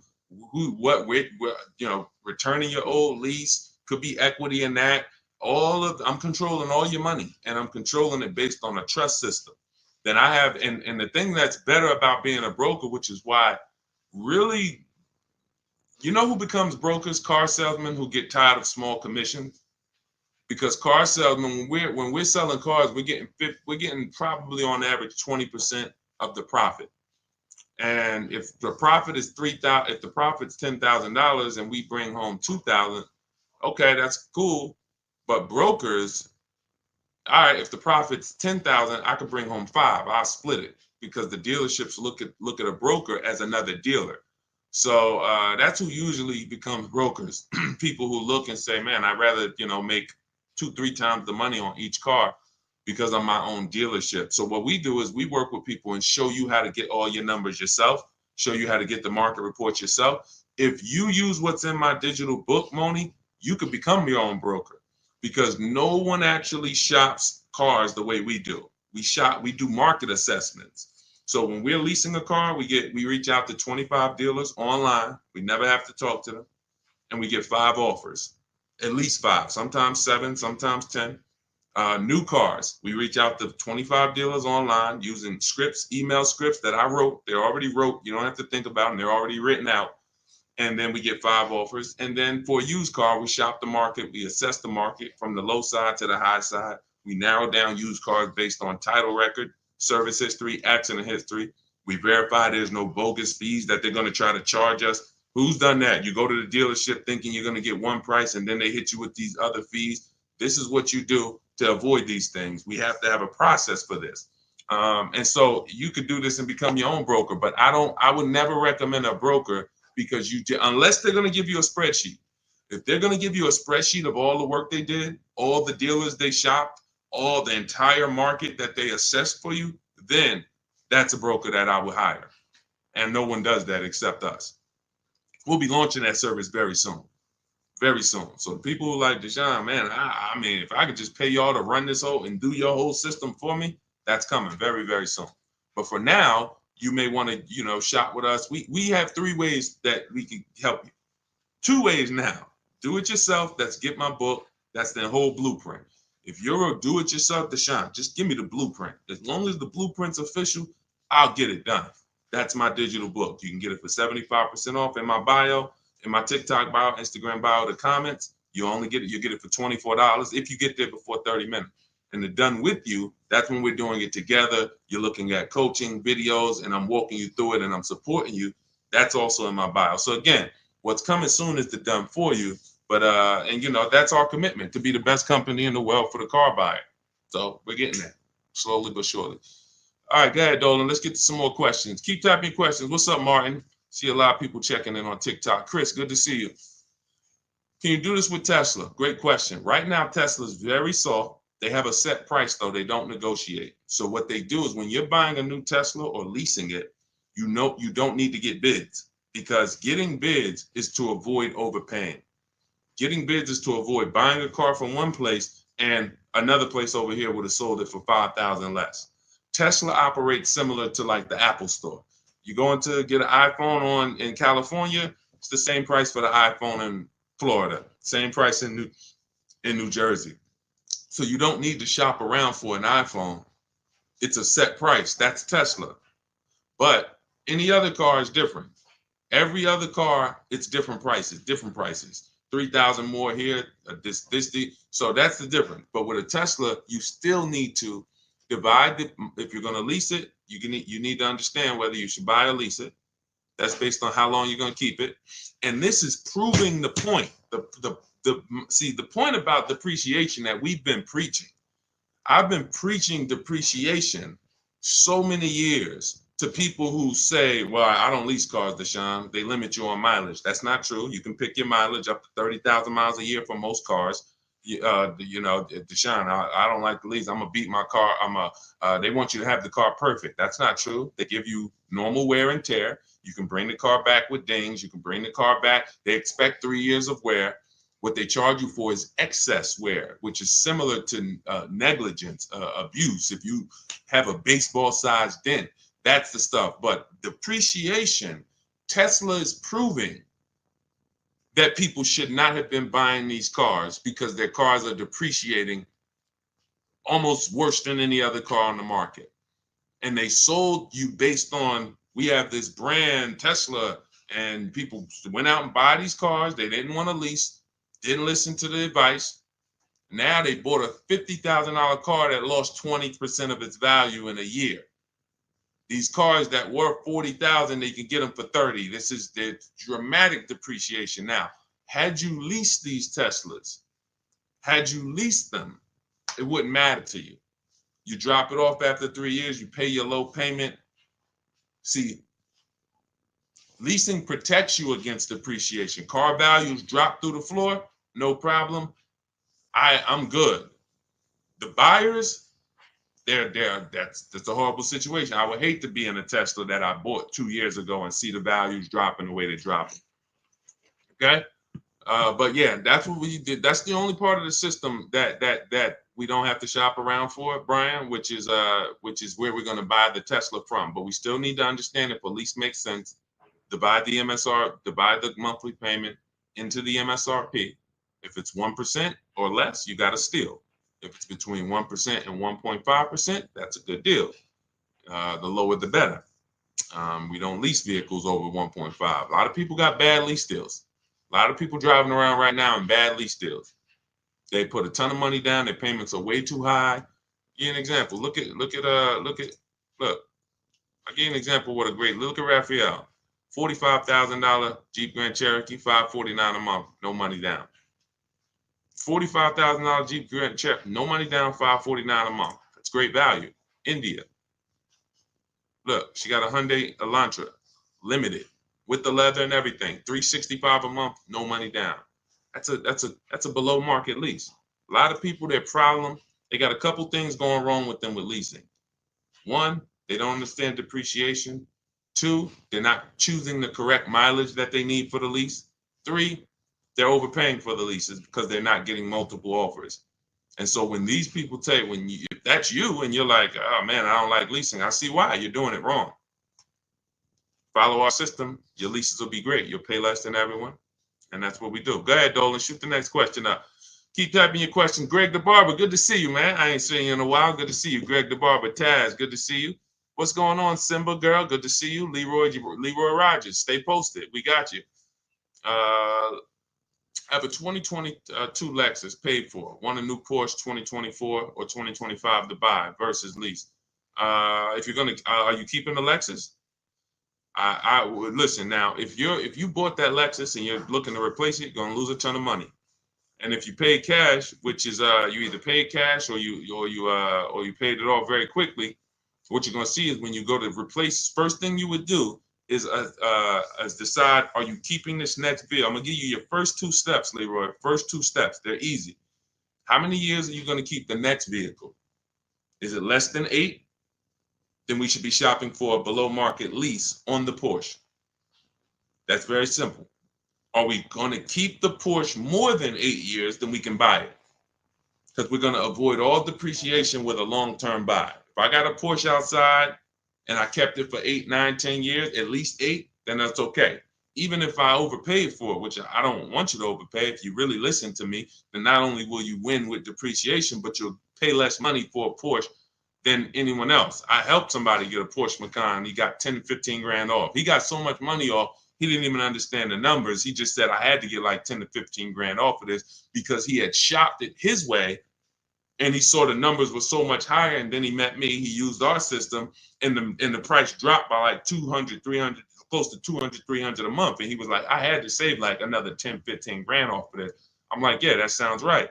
So that's the first question. You're going to keep it for 8 years. If you're going to keep it for 8 years, then we buy the Porsche.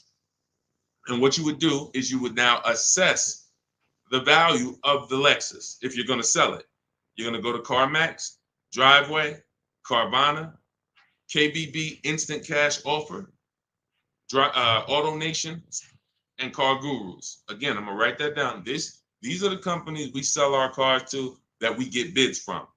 We don't trade cars. We do not trade cars. The only people that have to trade cars are people with negative equity. That's why we want you to come out of negative equity. We don't trade cars. We sell our cars. And in fact, when you trade your car, you think you're trading it, you're actually selling it. That's why it's on that contract. It's on that buyer's order is, I'm selling you my old car for this amount. So we get bids, six companies, Carvana, Kelly's Blue Book Instant Cash Offer, and this takes 20 minutes. So if you're committed to your money, you're going to do this. It doesn't matter if it's that's why, look, unlearn. It doesn't matter if this is a new process. Deshone, I never did it like this. Okay, then keep losing money then. These are your 6 companies: Carvana, KBB Instant Cash Offer, Auto Nation, CarMax, Driveway, Car Guru, Sell My Car. That's step 2 in my book. So what we just went over with Leroy was the first 2 steps. One is deciding if we're going to buy or lease. How do we do that? We find out, are we keeping our car more than 8 years? If yes, we're going to buy it. Are we keeping it less than 8 years? We're going to shop for a below market lease. That's how we're going to beat depreciation. Now, once that's decided, we move on to our equity assessment. And that's what he's about to do. Go to those 6 companies, get the offers. Greg the Barber, I can't get my wife to understand leasing is better than buying because we trade cars every 2 years. Just bring her on here and show her the numbers. Just show her the numbers. Show her what a below market lease looks like. Look, Rosalie, she gets a $60,000 vehicle, $592 a month. $60,000 QX. That vehicle is $1,300 a month to buy. Let's continue. Teddy, $73,000 BMW. $856 a month. Now these are below market leases. If your wife is looking at commercials and saying, they want us to bring $3,000 down, all of these deals are no money down leases. You got to understand something. What you see on commercials are never going to be deals. A deal is when a dealer doesn't want to make it, but they have to. They decide, I have to make it, I need the number, whatever. That's a deal. A deal is not a commercial that's seen by 10,000 people that come on in and get these prices. So look at Sabrina, $65,000 vehicle, $579 a month. So below market leases, how do you get them? Multiple offers. I have the best system, in my opinion, and a lot of people's opinion, for doing this because we do it from home. The Cars from Home system is the best system for getting multiple offers from home. So you can get your book. My new digital book is called Cars from Home, 7 Steps to Saving Time, Money, and Avoiding Dealerships. And you'll have the entire blueprint on getting below market leases, purchases, new cars, used cars. And you can get it for 75% off as part of my welcome offer. It's normally a $97 book. It's worth every penny. You can Google it. You can see it's 5-star rated. But as part of my welcome offer, you can get it for 75% off for 30 minutes only. In my TikTok bio, my Instagram bio, the Facebook comments, or the YouTube comments. But you got to get there before 30 minutes is up. It's numbers. It's numbers. See, numbers shock people out of emotion. Me talking to you about why leasing makes sense, that's not enough to break the programming of people who programmed you not to lease. That's why I go right to the numbers. Now, yes, I'll explain depreciation, what's making these numbers so low, what the risks are taking of not leasing, and then the car depreciates and now you lost money because if you were going to sell a car for a certain amount and it depreciated 10,000 because you put a lot more miles on it, then your car is worth a lot less, you lost money. So I could talk to you about that, but bigger than anything is, hey, let me show you these lease payments on below market leases. That's what got me. When I was in GM, my manager said, hey, D, you want I was like, hey, I need a car. He was like, hey, you know anything about leasing? I was already selling cars and I really didn't understand leasing. And he helped me at 22 years old get my first lease. It was a $20,000 car, $256 a month. I had friends that had brand new cars. They were paying double. And mind you, these weren't fancy. These were These were Honda Civics, Toyota Corollas. They were paying $500 a month. I'm paying $256 a month for a similar price car. I never got in trouble. I got the mileage I needed. Drove 12,000 miles a year at the time. I needed that. One lease, I drove 15,000 because we were doing more miles. I bumped it to 15,000 a year. Leasing is a numbers thing. We drive off the lot in the same exact car. Your payment's double mine. You lost. Now, in the long run, if you keep the car, pay it off, and keep it for 8, 9, 10 years, then you didn't lose. But if you think we're going to drive off in the same car and your payment's $200-300 more a month than mine, because you say, oh, well, I'm buying mine, no, this thing's going to be paid off one day, then you lost, man. I don't care what you do. Look, see me in a couple years. Look at how much more money is in my bank account than is in your bank account. The money that's in my bank account is in your car. It's going to the bank every month. I do this, man. I'm trying to desperately shout from the hills to get people to stop buying these cars if they're not keeping them 8 years. Losing you've already lost thousands of dollars. Thousands, you've already lost. Once you come over to understand this, you'll realize that I should have been doing this 10, 15, 20 years ago. I'm paying off my cars, flipping them, paying them off, flipping them, buying them, not even paying them off, flipping them. I'm trying to flip cars. I'm trying to flip depreciating assets in the short term. So many reasons why this doesn't work. I could kill this all day long. But again, it comes down to the numbers. Below market lease deals, there's no comparison. All right. But you'll have the system for how to get them in my book. So it's a digital book. So it'll be in your inbox before you even get off this stream, as long as you get there before the 30 minutes is up. Go ahead, Dolan. Shoot the next question in. Keep typing, y'all. We'll get through as many as we can. Yep. Energy guy for life. I have a car bought, but I owe more than it's worth. How do I get out? We talked about that. That's actually what we started the show with. So what I would do is I would go to either YouTube, Facebook, and rewind it, watch the beginning, because we started talking about the first question we got was about negative equity. So we spent time talking about how you need to maximize your value, get offers. I don't want to go over it again because there are people on here who is anybody who needs to hear about negative equity? Type of 1 if you need to hear about negative equity. We might hit on it again. But there's a lot of people on here that were on here earlier that they heard about it maybe 20 minutes ago. But we'll see. If a lot of people end up saying they want the question, then we'll come back. But again, I don't like to spend 10 minutes or 7 minutes answering the question and then another 20 minutes down the road I answer the same question. All right, go ahead. Let's go, Dolan. Bring the next one up. Let's go. Do you have your book in hard copy? No, it wouldn't be available in hard copy because it wouldn't be good to do in hard copy. Websites change rapidly. Vroom, we used to get bids from. Vroom bought a lot of our cars. They were in the bidding process when we sold our cars to them. They were in our equity assessment process. And when we shop for used cars, we use a process I call the multiple marketplace strategy. They were in our multiple marketplace strategy. They go out of business. If you were using a hard copy of my book, you not only have to get another copy, you be going on websites that no longer exist. And that just wouldn't be an ideal experience. Thank you, Bridget. That wouldn't be an ideal experience. Another thing about the digital book is we get to actually link you to scripts. This is an online process. So if you're not comfortable with a digital book, this may not be for you. I'm just being honest with you. This is not for everyone. You need to be able to copy and paste, email. Like, this book wouldn't be for my dad. That's just real. My dad wasn't really comfortable with copy and pasting and sending emails because he doesn't need to do it for his daily life. He can send an email. It's just going to take him a couple.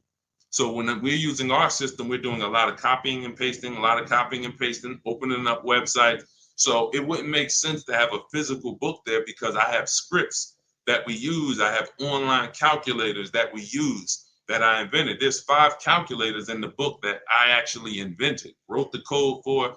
You can't get them on Google. So these are all some of the reasons why it could never be a print book. It wouldn't make sense. And there's a lot more in there. All right, there's 7 paths. A lease path, but a lease path with with a third-party equity assessment, a used car path, paying car path.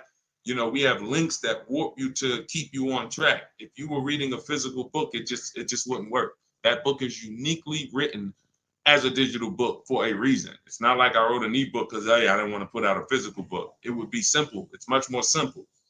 But this is a complex. We needed the links and to be able to, certain parts you get to in the book, and I say, hey, click here if you want to watch a video on this subject. And you're like, whoa, okay. Oh, it's a video. I can understand this. Couldn't do that with a physical book. So if you want to get your copy of Car From Home, my new digital book, you can get it for 75% off as part of my welcome offer in my TikTok bio, my Instagram bio, the YouTube comments, or the Facebook comments. It's normally $97, worth every penny, but it's part of my welcome offer. You get there before 30 minutes. You got 30 minutes to get the 75% off. You get yours for $24. Make sure when you get your book, you screenshot the thank you page. Right after you pay, the book is on that page. As soon as you pay, it says access your book below. It also says I'm emailing you a copy. It also gives you my support team's email in case you don't get your book. Because a lot of people type their email wrong. Just reach out to my support team. They'll get you the book. But you have a copy of it as soon as you pay right there in that link. And keep that link. All right, go ahead, Dolan. All right, what is going on? I see you, Greg the Barber. We'll get that one in. What's up, Jackie Cox? Good to see you. We just bought a 24 Jeep Grand Cherokee. We traded my truck, wasn't upside down. Now we got a $900 payment. If you traded your truck, how long did you have the old truck, Greg? What year was the old truck that you traded? You just bought a 2024 Jeep Grand Cherokee. What year was the old vehicle that you traded? What year was the old vehicle? Let me know because I can see your comments. So let me know what year was the old vehicle that you traded in. Just type the year because I don't want, I like to keep the show moving forward fast. So type. All right, it's 2019. That means, so if you didn't have negative equity, that means you just paid off that vehicle, or you put a good amount of money down, and then you traded it off literally as soon as you paid it off. Just depreciation alone. Let me give you an idea. Depreciation alone. This is that 2019 Nissan. What happens is you bought it here. The depreciation on that vehicle over 5 years is like this. Now, if vehicles just dropped in value like this indefinitely, nobody would buy them. No one would buy them because people would be like, why would I ever buy something that is a sliding board of losing thousands of dollars in value? You notice when you buy a vehicle one day, let's just say that you buy a $40,000 vehicle today, what is it worth tomorrow? Let's just say not even a year down the road, a $40,000 vehicle, you buy it today, what is it worth tomorrow? The day after you buy it, throw some numbers out. And I want to give Greg an example of why he needs to be leasing. And if he wants to you're losing thousands of dollars. It's not even a question, but I want to help you through this because again, this is not your fault. It's bad programs. People speak very, very loud about not leasing and they sound convincing. They never talk numbers though. That's the clue that they don't know what they're talking about. They never talk numbers. Okay. So a day later, they say you lose 15, 20%. Not that much, Nicole. She said it's half. No, it's about, you lose about 15% in a day. And that depends on how soft the market is. If this was a vehicle that you could have got 15 grand off on, but you paid close to list price or list price, then you will lose 20 grand because you didn't know what the market was. Give you an example. Milligan, Milligan just got $27,000 off her Mercedes. $27,000 off. And I got to show this stuff because people wouldn't believe it if I didn't show it. Milligan got 20. No, that's Melissa. Milligan got 27,000 off. If you zoom in on that Mercedes, it's a Mercedes EQE, $79,000. She got it for like 53,000. Now, had she bought this car, let's just say it's 79,000. Let's call it 80, just for easy math. Let's say she got it for 5,000 off. You know, she thinks, hey, I'm getting a Mercedes, 5,000 off. That sounds good. If she went back the next day and said, well, I need to give this back to you, I can't afford it, or whatever, any reason, they're probably only going to give her 50,000 at best for it because they know the market on it. You overpaid for it. It doesn't matter. Like, this vehicle, you overpaid for. So although you paid 75, the vehicle, really, the new market was only like 50, in the 50s. So she would lose $20,000. She would lose, $20,000 on that purchase. It's very dangerous to not shop the new market for a vehicle because you don't know how soft the vehicle is. So we call a vehicle that needs a big discounts to sell it. And some dealers are taking off 17 grand, 15 grand. They got big rebates. That's a soft vehicle. It's a very soft market. Very dangerous to buy these cars without shopping the market because you're going to lose. But let's get back to Greg. If vehicles just kept losing value like this, you never buy them because people will be like, man, these things are just, like throwing a stone in the ocean, but they don't. Eventually, they start to level out. So a vehicle that's worth 11,000, next year it'll be worth 10,000. And then the following year, it's only going to lose, maybe there are people on here now, some of you've had your vehicle so long, the amount that it's worth today is going to be the same amount it's worth next year. Your vehicle's worth 8,000 today. A year from now, it's going to be worth about 75, 76. This is now what your depreciation looks like. But in your case, Greg, and people you're buying these cars, you're literally riding the depreciation out, sliding board, losing tons of value, and then as soon as you're about to start leveling out, you go and you get another vehicle and you do it again. You're just taking sliding boards, losing thousands of dollars all the time, over and over and over again. And that's just a recipe for losses. How do we avoid them? We get below market leases. That same Jeep Grand Cherokee that you got, look at how much you're paying for it, and look at how much Raphael is putting into hers. Raphael got a 2024 Jeep Grand Cherokee, $45,000 vehicle, $549 a month, no money down. You're tying up thousands of dollars in that car. Thousands. Raphael is driving the exact same vehicle as you, $549 a month. Zafrina, you got a couple people on here got Jeep Grand Cherokees. Zafrina has a $65,000 when she got the electric version, 2024. She's paying $579 a month. You bought this car, 65 grand. If you put no money down, you're paying $1,100-1,200 a month. Actually, no, that's more like $1,300 a month. Depends on what. Even with a big discount, $1,100 a month, 5 years. These are huge payments compared to what Raphael and Zafrina are paying. And you might say, well, my payment's lower. Only way your payment's lower is you gave them a lot of money up front. You gave them 10 grand, or you gave them your trade. I didn't put any money down, but I did trade in my vehicle. Your trade was worth 10 grand. So it's just replace the trade in with cash. This is real money that could be in your bank account. And I'm gonna tell you something before we move to the next question. Let me tell you something. Look, Melissa learned. She learned because she was just like you, Greg, just like you, and people like you. Listen, Greg, I'm not isolating you out. This is just a great example of what millions of people are doing. This is, and again, I wouldn't know this if I hadn't been in the business. I'm not smarter than anyone. I just spent 14 years in this industry, and I love math. So this comes very easy for me, thank God. But you look at Melissa. Melissa, once you find out that you should be leasing, instead of trading these cars and selling them and putting all this money and keeping your equity in your vehicles, you should be selling your vehicle, putting the equity in your bank account, and then moving forward. Why can't I find Melissa's deal? Hold on. Here we go. So Melissa, she says, Deshaun, I learned about leasing. I'm not buying anymore. She replaces her 2018 Kia Sorento. She got her bids. Her highest bid was from Carvana, 12 grand. 12 grand. So she normally would take most, if not all of that money and just roll it over to her next car. She ends up getting her Honda. She gets her Honda lease. She gets a 15,000 mile a year lease. Well, we shop with 12. We shop with 12. So she ends up getting it for about $575 a month. She got a Honda.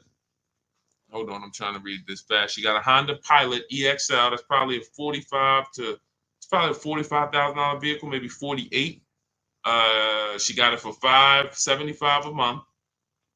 And look, nothing out of pocket. And look, she put the $12,000 in her bank account. So now her car payment is low, not high like it was when she was buying the Kia. And she literally pulled all that money that she used to keep in her cars, rolling them over. She pulled it out, put it in her bank account. Imagine selling your car and actually putting the equity in your bank and still leaving in a brand new car with under your budget. That's what happens when you move from buying as a short-term buyer, not keeping 8 years, into leasing. It'll change your world. And again, only thing you're going to say is, man, I should have been doing this years ago. I should have been doing this a lot. You know, we don't even get to harping on the money you lost. Do you think prices will continue to drop on vehicles? I do. We always get deals. We were getting deals when people thought there were no deals. All through the pandemic, we had people getting deals. Bonita right here got her Kia. She got her Kia Telluride. This was a dream vehicle. During the pandemic, and look at the year. You can see the year. When she got hers, it was 2022. Literally, people were paying $10,000 over sticker for these vehicles. People were leasing these Tellurides for $800 a month, $900 a month. She got hers for $600 a month, no money down. This is pandemic. You know, we've helped. I started this in 2021 in the middle of the pandemic. Everything when you see people all on my pages, you know, there's deals everywhere. There's never a point in time where I go to spy a car in the last 15 years and I'm like, oh, there's no deals out here. Because again, there's always going to be a dealer who's going to sell. You just have to learn to find them, Nicole. You keep going into the local dealer thinking you're supposed to be able to negotiate a good deal with them. 8 out of 10 dealers are overpriced. We've proven that. Why? How can I tell you that confidently? Because all of us shop the market. You shop locally. We shop the market. What you'll learn to do with Cars from Home, my new digital book, is to shop the market. You go local to 1 or 2 dealers, they already know. NADA they taught us. When we were car salesmen, NADA taught us that people only shop 2 car dealers on average. So if those are the statistics, your local dealer knows that. They know as soon as they see you walk in, you know, can I get a quote? Can I pick a car out? Odds are this person is not going to shop more than 1 other dealership, and we're going to get them. If we just work and smile and be courteous, they're going to pick us. If they don't buy today, maybe we could get their business next week or something like that, but they're not shopping the market. That's where you lose. So when those 2 are high, you think the whole market's high. But using our system, what you're going to learn in my digital book, Cars from Home, 7 steps to saving time, money, and avoiding dealerships. I think sometimes I say that title too fast. It goes over your head. Cars from Home, that's a mindset, because we spend 90% of our time here. All of these people that you see me sharing in my streams, they are literally in their house 90% of the time to get these deals. Cars from Home, 7 steps. That means it's a process. It's not you're not winging it anymore. You're not winging the process. It's a 7-step process. Step 1 is the most important question. We're deciding whether we're going to lease or buy. Step 7 is delivery. By the time you get to step 7, you're taking delivery of your vehicle. 7 steps to saving time, which is what I love, money, which is another thing I love, and avoiding dealerships, which is something that most people want to do. So just in the title alone, you could understand what you hold us accountable to delivering. And when you Google the book, you'll see we deliver on this. It's a proven system. We've been doing this for 3 years now, and we have hundreds of people who've used the system. And grandmothers, single mothers, introverts, men, children. I'm talking young kids. Like, system works. It's like McDonald's. So you can get a copy of the book. It's a digital book. It'll be in your inbox in 3 minutes. Go to my TikTok bio, and it's my welcome offer. You can get it for 75% off, but it's only for 30 minutes. The book's $97. It's not $24. So if you get to my TikTok bio, my Instagram bio, the YouTube comments, or the Facebook comments, click that link. You can get it for $24, but only for 30 minutes. That's my welcome offer. Go ahead, Dolan. Shoot the next one up. All right. How do I negotiate buying more miles on a lease? You get it up front. It's very simple. We shop with 12,000 miles per year. Shop all your offers. Once you get your best offer, identify who that 20% dealer is. They beat everybody else. You email them, hey, can you adjust it to 15,000 miles per year or 18,000 miles per year? Very simple. If you're doing it your way, then you just call them and say, hey, all right, I'm gonna go with you, but can you tell me what it would be for 18,000 or 20,000? That's what Jen did. She shopped for $39,000 Honda CRV.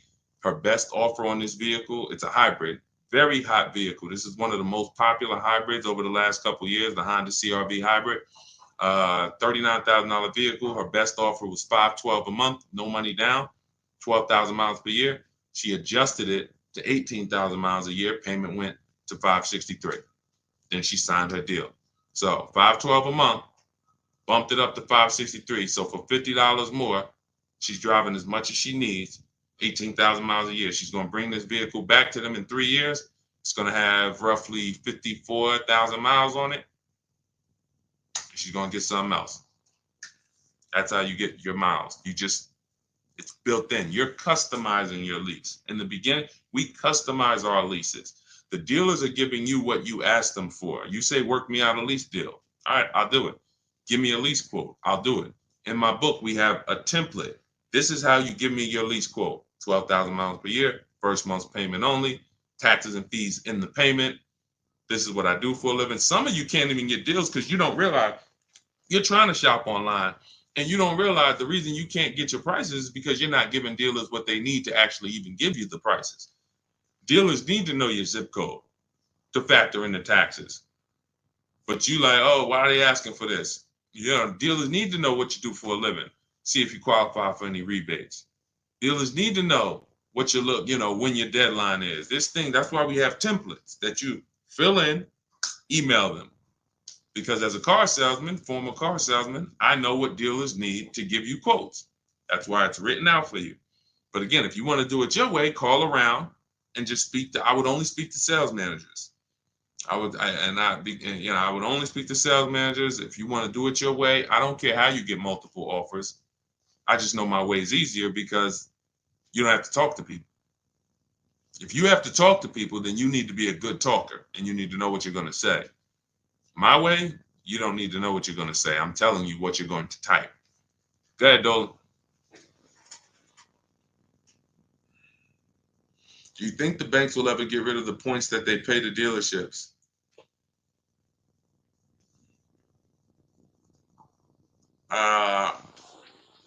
Commissions.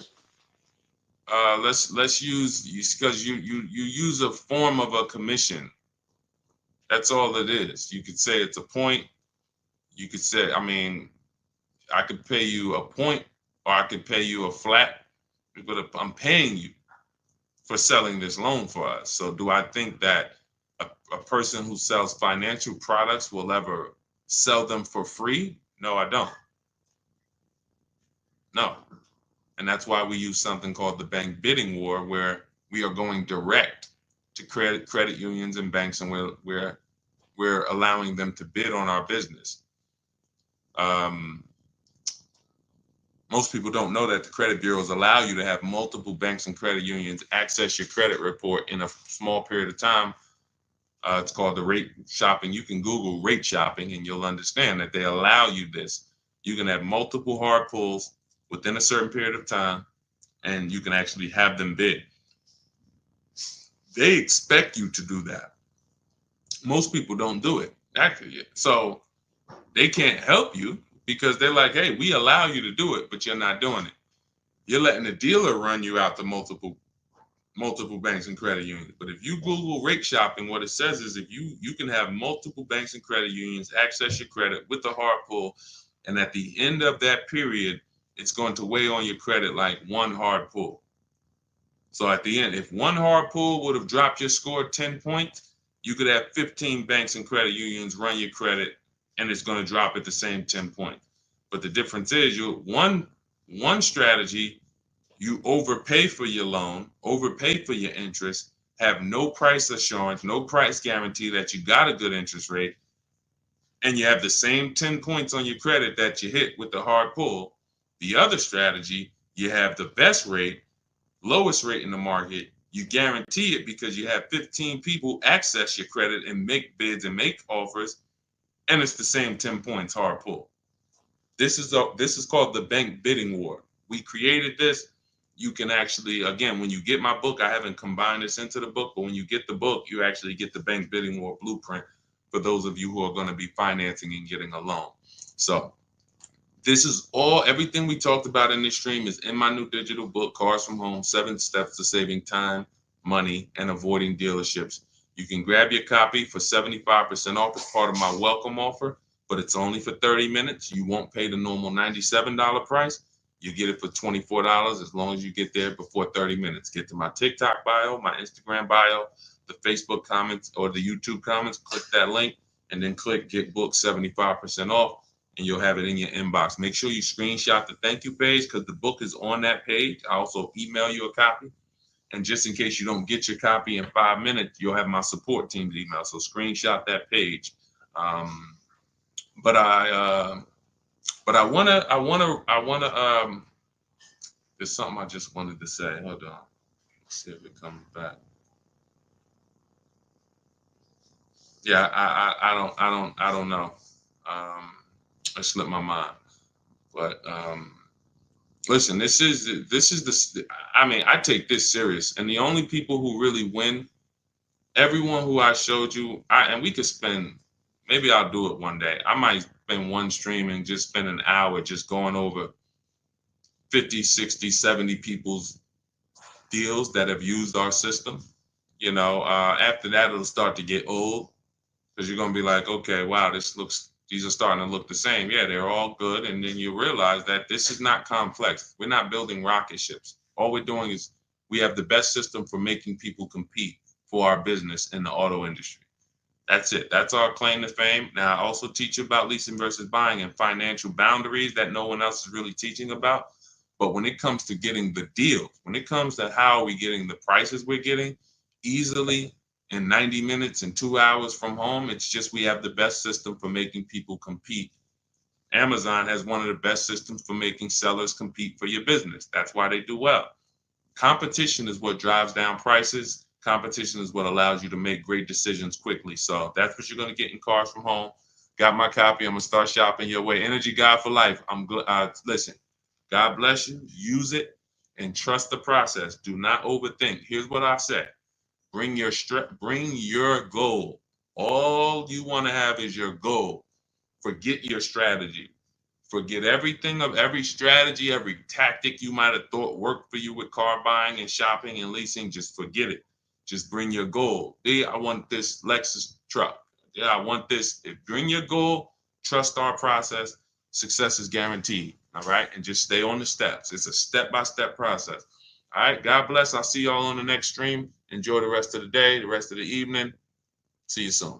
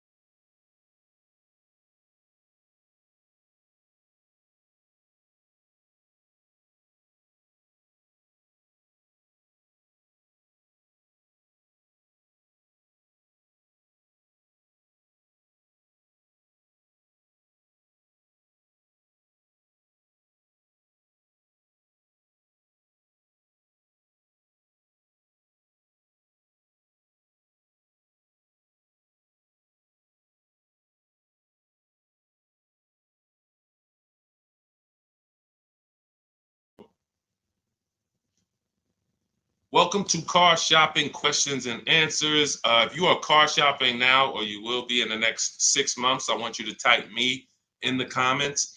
We're about to go live, do some serious car shopping Q&A for the next 45 minutes to an hour. So you can start typing your questions, as many questions as I can get to in an hour. We'll get through them. And what you often will see that someone else is going to ask the same question you have. So a lot of times you'll actually, even if you can't get your question into the stream, because usually by the time we get 20, 30 minutes in, we got lots of questions and we don't always get to them all. But usually someone else will literally ask the same question that you have. So, so we can start talking. I'm just sharing this to Facebook now. This entire stream is sponsored by my new digital book. It's called Cars from Home. 7 Steps to Saving Time, Money, and Avoiding Dealerships. You can get a copy for 75% off for the next 30 minutes in my TikTok bio, my YouTube, in my TikTok bio, my Instagram bio, the YouTube comments, or the Facebook comments. And the book's normally $97. Everything we'll be going over today will be out of that book. Every answer that I give you is out of that book. So if you want the entire blueprint and you don't want to remember the things that we're about to go over, you grab the book. And obviously, everything we're about to go over, we wouldn't be able to cover everything that's in the book. There's like 100 questions that'll be answered in that book. So let me just share this to Facebook, and we'll get started with the first question that we got from TikTok. So type your questions in as fast as possible, and type your questions in one shot. Don't do like a part 1, part 2, and because then Dolan can't bring them into the stream. Okay, Dolan, let's get going. Let's throw off the first question, please. Nora, I'm upside down on my vehicle. How do I get out or pay off early? There's 2 ways to deal with negative equity. One of them is easier. It depends on the resources you have. So you have the option to pay the difference, which means you are actually going to say my highest offer for my car is $18,000, but I owe $20,000. That means I have $2,000 of negative equity. I'm going to pay that off. That way I can go and do a clean transaction for my next car. I don't have baggage going into my next car. And I get to maximize the value of my current car through what we call a bidding process. So we don't trade our cars. We only get bids from cash buyers like Carvana, CarMax, Kelly's Blue Book Instant Cash Offer, AutoNation, Car Gurus, and Driveway. That's 6 cash offers we get. These are companies that fight feverishly to buy cars. They pay more than dealers, and they write checks on the spot. You literally go, have your inspection, they go into the accounting department, and they come back with a check for you. This is not like selling your car on Facebook Marketplace. So they're going to pay more than dealers. So you want to make sure, if you can, you sell to them, because that's going to be the highest offer you're going to get for your car. And that's going to be the least amount of negative equity you will have. If you can't pay the difference, then you must trade. And trading is a curse word here, because you never get what your asset is worth trading. If I wanted to trade this phone, I'm not going to get as much as I would get putting it on the open market and getting prices and offers for it. So trading is a last resort. What happens is, if you can't pay the difference, you now will go shop for your new car, find the dealer willing to sell you the car at the lowest price, and then you would ask that used car manager to value your car. I do not recommend you go into the dealer and let them just mix the deals together. Write me a deal where you work in my trade-in with my negative equity. No, shop for your car, get your best offer from a dealer, new car, used car, or lease. And then once you identify the winning dealer, that's when you say, hey, can you take a look at my car? What's it worth to you? Now it's its own separate transaction. And if your payment was this $800 a month, you'll know, now what is my old car going to add to that? If my payment was $400 a month, now I know what is my old car going to add to that. And I can see what you're giving me for it, how much negative equity I'm going to bring into this transaction. And it's an easier way to understand the numbers. You don't want to be mixing transactions if you don't have to. And the key to understanding negative equity and the cause is you don't lease. That is the cause. The only way you're having negative equity is you continue to buy cars, but you're not a long-term person. You trade them in or replace them before the loan is paid off, and someone taught you not to lease. So you're going to continue to be in this repetitive cycle because you don't lease. There are emergency situations where you need to switch cars, but if you're not keeping your cars 8 years, this is rule number 1 in my book. You should be shopping for below market lease deals, not for purchases. So that's your 2 options. Decide which one you can do, and then you make your move. Now, and also keep in mind, you have loan to value ratios when you have to transfer. The bank's only going to approve about 20% of what the actual new car price is. So whatever car you're buying, if you're buying a $30,000 car, the bank's only going to approve 20% more than that. They're not going to allow you to slap $10,000 on a $15,000 car, because they're only, they have loan to value ratios. So what you want to do, if you have a large amount of negative equity, you want to shop for cars, and you want to shop for cars that you can get big discounts off of. There's certain cars that have rebates. They're not listed. But in my system, what I do is I teach you how to get bids on cars. We have some people, I'll show you people who've gotten $15,000, $20,000, $30,000, $27,000 off. I'm not going to exaggerate. The biggest discount we've helped someone get using our strategies is Milligan on her Mercedes-Benz. She got $73,000 EQE, and she paid $51,000 for it, 54. It's $27,000 off. I got it up here. So if she had, let's just say she had $15,000 in negative equity, it's no problem. She's not going to blow out the loan to value ratios because she got a huge discount off the new price. So it's going to fall within the bank's parameters. But I hate negative equity. I call it the devil to your car deals. I call it the bad credit for people with good credit. So it's important that when you get out of it, you know what the cause is, because if you don't know the cause, you'll be in negative equity again in 3 years. Most of you who have negative equity, you should be moving from a purchase into a shopping for below market lease, and stop tying up your money in these cars, and you'll never have negative equity again. 8 long-term people who keep their cars 8+ years, you never have negative equity. See, that's, there's a reason for that. I'm keeping my car, I'm paying it off, I'm beating depreciation, I'm getting all the money out of my car. Short-term people should not be buying their cars. Go ahead, Dolan.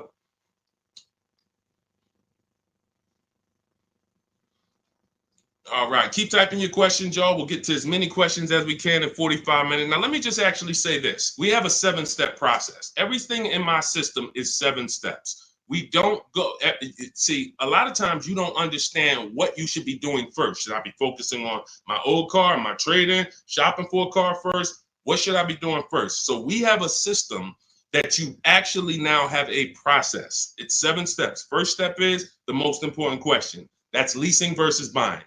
How are you going to beat depreciation? Because you're about to buy a depreciating asset. If you buy a depreciating asset with no plan to address or beat the depreciation, you are going to lose like everyone else loses. So we need to see, am I going to beat depreciation with a long-term purchase, or am I going to beat depreciation with a below market lease? Long-term purchase, I got to tie up my money. My money's going to be in the car 3 years, 5 years, 6 years, but over time, the depreciation is going to cool off. I'm going to have a vehicle that doesn't depreciate much. Who has a vehicle that they've had for more than 10 years? Type the number of years you've had it in the comments. If you had a vehicle for 10 years, type 10, 12. Even if you had it for more than 8, let's go 8 because it's called the 8-year rule. If you've had it for more than 8, type the number of years that you've had your vehicle in the comments. Let's see how many long-term people we truly have, because not a lot of people are long-term. Like every time I ask this question, we don't get a lot of people that's like, yeah, 8 years, 10 years, 12 years, 15 years.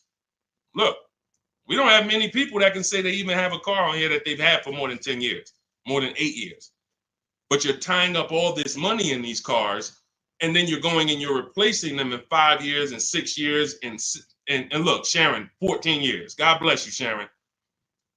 That's a long-term person. Look, Ray Johnson, 9 years. That's a long-term person. So they don't have to worry about depreciation. Their car right now is worth the same amount it'll be worth about a year from now. If Ray's car is worth $9,000, a year from now, it's going to be close to 9. He's beat depreciation.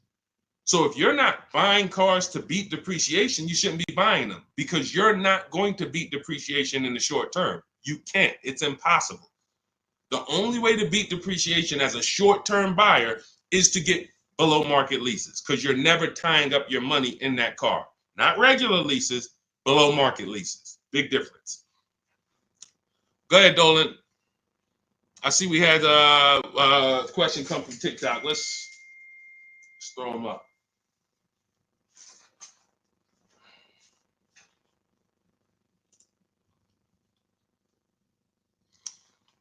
Okay, what about a fun car? I'm planning to keep my brand new car for 5 years. My previous car was a lease and traded it in since I had positive equity. That you're going to lose. Keeping a car for 5 years, a brand new car for 5 years, you're going to lose. And I'm going to show you how big you're going to lose by doing this. You can't keep a car for 5 years. If you're telling me you plan to keep a brand new car for 5 years and then replace it, this is the depreciation curve. This is the depreciation curve. You're going on a sliding board. Whatever you paid for this car, let's say you paid $35,000. In 5 years, that car is going to be worth $17,000, maybe $15,000, depending on how much you drive. You're literally going down a sliding board, and then you're going down another sliding board when you get your next car. You're wrapping up money in these cars. Now, when we look at somebody like Ray, who kept his car for 9 years, his depreciation curve doesn't look like yours. It looks like this. See, this is what it looks like when you first buy the car. You're losing value every single day. You're losing thousands of dollars in value on a yearly basis. So when you go and say, all right, I'm going to just go buy this car, tie this up. Let me show you why you can't do that compared to someone who's leasing. You're going to spend thousands of dollars more. So you take somebody who got a below market lease like Zafrina. No, that's too. Let's use Zafrina. She gets a $65,000 vehicle. She's paying $579 a month. $65,000 vehicle, $579 a month. That's what we call a 1% lease or below. When you have your lease payment is 1% of the MSRP or less, that means that's a 1% lease or lower. She has a 0.88% lease. Now, she's not over the next 3 years. She's going to invest in this car, $579 times 36. She's going to invest $20,000 to drive a $65,000 car. Now, if somebody bought this $65,000 car, what's their payment? Every $5,000, remember this rule, is about $100 a month on a 5-year loan. Remember that rule. Every $5,000 when you look at a car is about $100 per month on a 5-year loan. So when you look at a $20,000 car, you should automatically say to yourself, that's going to cost me about $400 a month. You look at a $50,000 car, that's going to cost me about $1,000 a month on a 5-year loan.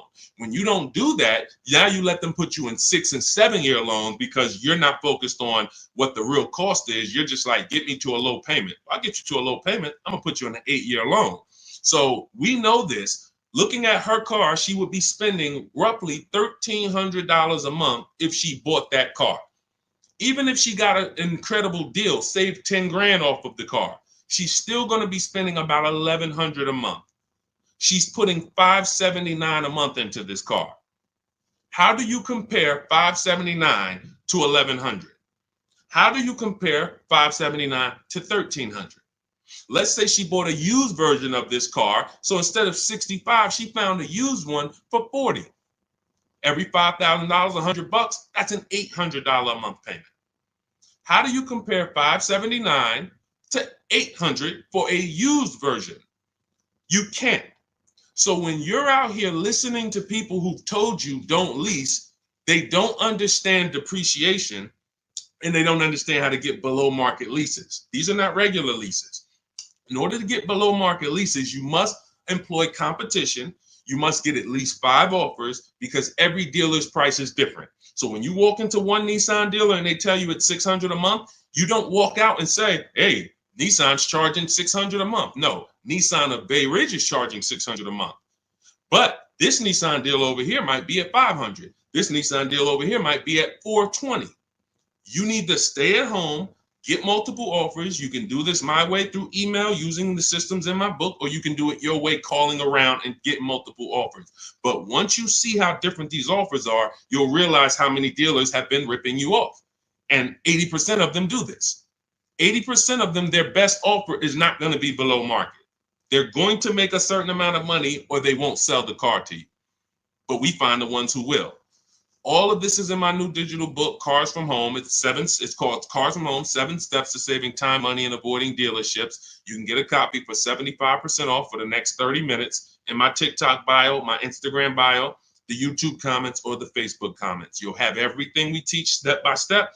You can Google the book, Cars from Home. It's already 5-star rated. We've already got tons of people using it, talking about it. And this is what I want for you. I don't want you paying above market or market value like everyone else is paying.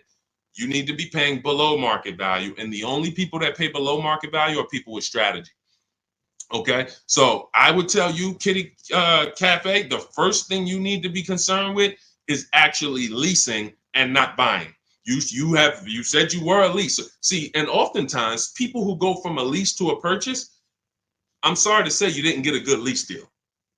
Because if I'm paying, think about what Zafrina's paying. Let's continue to use Zafrina as an example. If Zafrina's paying $579 a month for a $65,000 car, $579 a month only gets her about $28,000. Let's call it $30,000 on a loan.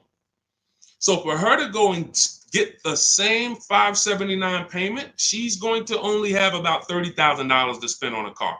If she goes with a 6-year loan, maybe she can get like a $33,000, $34,000 car. That's it. That's her loan. So she's going to have a hard time going from a $65,000 vehicle to a $35,000 vehicle. Most likely she's going to get something used. It's going to be older, and she's going to be like, wow, I'll just keep leasing. But if she was paying what other people are paying for this same Jeep, which is probably, I would say a lot of people for the same Jeep would probably be paying about $800, maybe $900. People with no strategy, they're probably paying $900 a month to drive this $65,000 car. It's easy to justify. So they're paying $800-900 a month. Then yeah, she might say, well, maybe I'll just buy something because I'm paying almost $1,000 a month to lease. But that's the difference between a below market lease and an average lease. There's a big difference. All right. Go ahead, Dolan. Next question. The leasing versus buying thing is really, really what's hurting a lot of you. The leasing versus buying thing and the not getting below market leases. There's so many bad things about what's been out here with leases. It's horrific. I spend every day putting out information trying to dispel this. But I realize there is so many voices that have told you guys things. But here's the thing. I talk numbers. And I show numbers. If you pay attention, the people who tell you about leasing never talk numbers. They never show you numbers. All they do is rent. Leasing is renting. Leasing limits you. You limit, they pick your mileage. You pick the mileage. It's so much bad information. But I've been leasing since I'm 22 in the car business. Got my first lease, Pontiac G6. $20,000 vehicle. I was paying $256 a month for it. Meanwhile, I had a friend, they're paying almost $500 for a Toyota Corolla. We both got a car for about the same time. They're paying $500. I'm paying $256. I'm seeing what they're going through with their car breaking down, getting older, because they kept the car for a while, getting older, and now I'm on my second car, paying a low payment. And as a young person, you don't want a $500 payment. I didn't need a $500 payment when I was 22. Just had my daughter. I needed that $256 payment. They had just had a family too, but they got to come up with $500 a month to drive about the same price car. The Corolla and the Pontiac G6 at that time were about the same price.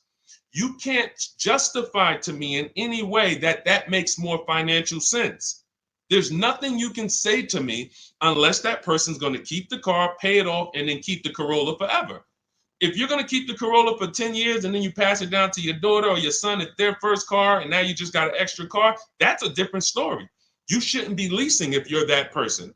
But if you're a 5-year, 6-year owner, 7-year owner, and you're just paying these high payments, you pay your cars off, and then you go back into another finance, you're just overpaying. You're throwing thousands of dollars out in the garbage, and there's no way around it. You put me against anybody You put me on the stage with Dave Ramsey himself, the guy who has programmed thousands of people never to lease cars, and you give me 15 minutes. I don't need 2 hours with Dave. I don't need to debate you for 2 hours, Dave. We're not talking about investing in mutual funds. You do a great job there. We're talking about the financial aspects of below market leases. Let me show you what a below market lease looks like. Let's consider what a person who buys their car is going to pay versus a person who gets a below market lease. Let's look at the resale values of this person who buys their car when they go to trade that car in, what they're going to get back. And let's look at the net money they have lost compared to the person who got the below market leases. I will prove it to you in 10 to 15 minutes. And are you willing to tell your millions of people that you have programmed incorrectly because you know nothing about buying cars? You have programmed people based on you being a financial advisor of car transactions to be able to say what you're saying. I've been involved with credit. Credit's a big part of what I do over the last 15 years. I don't teach it. Why? It's not my expertise. It's not my lane. It's easy for me to say, hey, I got a lot of people need to know about credit. Let me just start giving y'all some credit advice. No, because I respect the people who have learned credit to the T. Dave Ramsey decides I want to teach about cars. That's where he has led millions of people astray. And he has thousands of people investing in cars, short term, losing on resale, getting killed by depreciation. And they're like, well, Dave told me to do this. It's hard. It's hard to help. It's hard to get those people to unlearn. Go ahead, Dolan. Next question. Keep typing your questions, y'all. We will get through as many as we can in the stream. Good point. I only financed as I wanted to upgrade from my lease. My lease was $180 a month for 36 months. That's a big change. $180 gets you $10,000 on a finance. That's all $180 a month gets you. Now, if you put money down, that's different. Obviously, there's a lot of cars most cars don't lease for $180. So I'm assuming that you put some money down to get there. But again, what were you driving for these payments? You're driving a brand new car. There's no comparison. When you're getting below market deals on leases, there's no comparison. Again, let's look at Charles. Charles gets a Palisade, $48,000 vehicle. Some people, and you may own one of these, and if you were honest, you say, Deshone, I own that vehicle. How much is your payment? No money down. Probably $800-900 a month. Probably $1,000 a month. He's paying $597. Some people say, oh, Deshone, don't they limit you on mileage? No, you pick the mileage. Look at Jen. Jen got her Honda CRV. She's paying $512 a month. It's a $40,000 vehicle. That's normally $800 a month to buy on a 5-year loan. She's paying $512 a month, and then she upgraded the mileage from $12,000 to $18,000, and her payment went from $512 to $563. 40 some odd dollars. She gets to drive as much as she wants, as she needs to drive, not as much as she wants to drive, as much as she needs to drive. And the problem that that you may have with leasing is you didn't get the mileage you needed, and then you started blaming the lease. You knew you drove 15,000 miles a year, but instead of getting 15,000 miles a year, you took the 10,000 mile a year option. You looked at the payment for 10,000 because you might have not been getting a below market lease, so the payment was high, and you're like, okay, well, just give me the 10, and then you know you needed 15, so now you're going to pay the penalty based on not the lease's fault, based on you. You could have paid $45 more per month, got every bit of mileage you needed, and then you could have enjoyed your lease hassle-free, dropped it off in 3 years, no problem. So people are blaming the lease for their lack of understanding about how they don't pick the mileage for you on the lease. You pick the mileage. We got people who drive 25,000 miles in lease because they don't want to keep their cars tied up and have that depreciation on a car they own. If they drove 25,000 miles, any high mileage drivers, type HM into the comments. Any high mileage drivers, you drive over 18,000 miles. If you bought your car, tied up that money in that car, and depreciated it with high mileage, that car is going to be worthless in 3 years because you put 75,000 miles on it, and then you come back to replace it, and you have 15 grand of negative equity, and you wonder why. You depreciated the car. Meanwhile, when I was at Hyundai, I had a guy, I worked at Hyundai as a manager for 6 weeks. I had a guy who came in, he was dropping off his lease. I learned something incredible. I said, car had 72,000 miles on it. I said, you leased this? He said, yeah, man, I used to buy. I stopped buying because I would always have negative equity. I only lease now. 25,000 miles a year. I drop it off every 3 years, get me a new one. I'm in sales. I looked at his lease contract and I saw that his payment was less than $200 a month more than what a normal below market lease on that Sonata was. If a normal below market lease was $350, he might have been paying like $550, $525. It wasn't $700. He was paying a couple dollars more, but he could drive 25,000 miles a year, drop that thing off, never have to worry about negative equity. Mileage doesn't stop you from leasing. It's not about how much you drive. It's about how long you're going to keep the car, because a below market lease is how we beat depreciation or long-term ownership. Nothing to do with how much you drive. You pay for the mileage whether you buy or lease. Doesn't matter. Go ahead, Dolan. Keep typing your questions, y'all. We'll get through as many as possible. What's up, Ashley? What's up, Kenyari? What's up, Boss Babe? Ashley, good to see you. But I made my wife lease a brand new electric Equinox, $350 per month, and no sales tax. The $180 was a 2021 Corolla lease before the chip shortage for $3,000 down. Solid. These are the things that you don't want to get away from until you're ready to keep a car long term.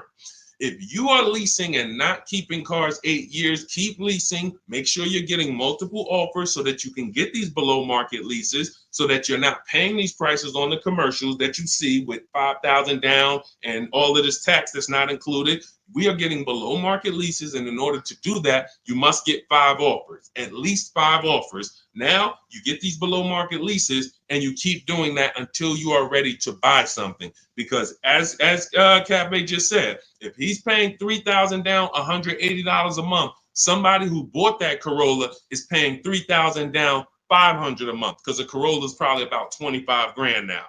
So that's a $500 a month payment with their taxes that they're paying when he's paying $180.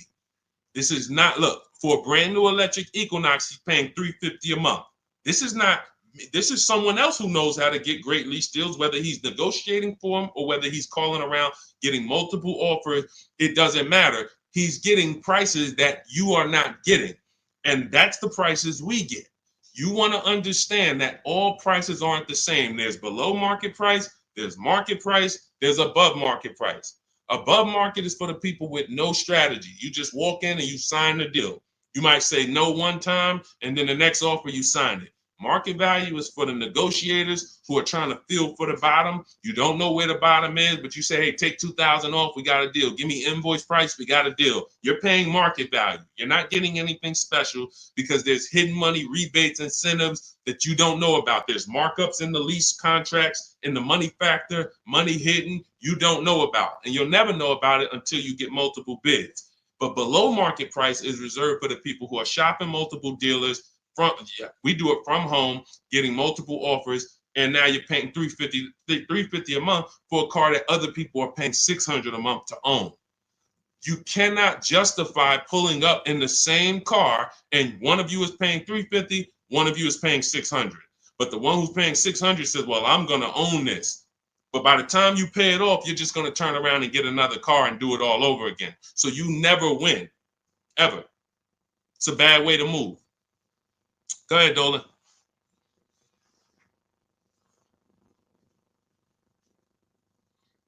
What's up, Ray Johnson? Do you need to... Hold on. Do you need to know all the bells and whistles? I don't know what that means. Can you rephrase that question? Let's type it in another way because I don't know what you mean by that. Can you elaborate? What about the people that drive high miles? You should still be asking yourself, how am I going to beat depreciation?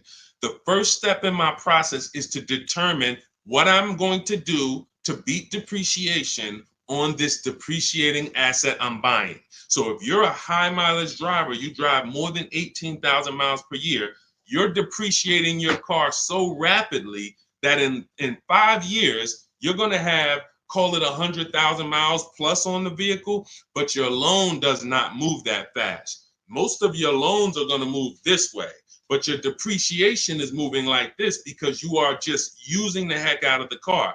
This is point and proof that you pay for usage, whether you buy or lease. If you bought a car and put 100,000 miles on it, you do pay for that.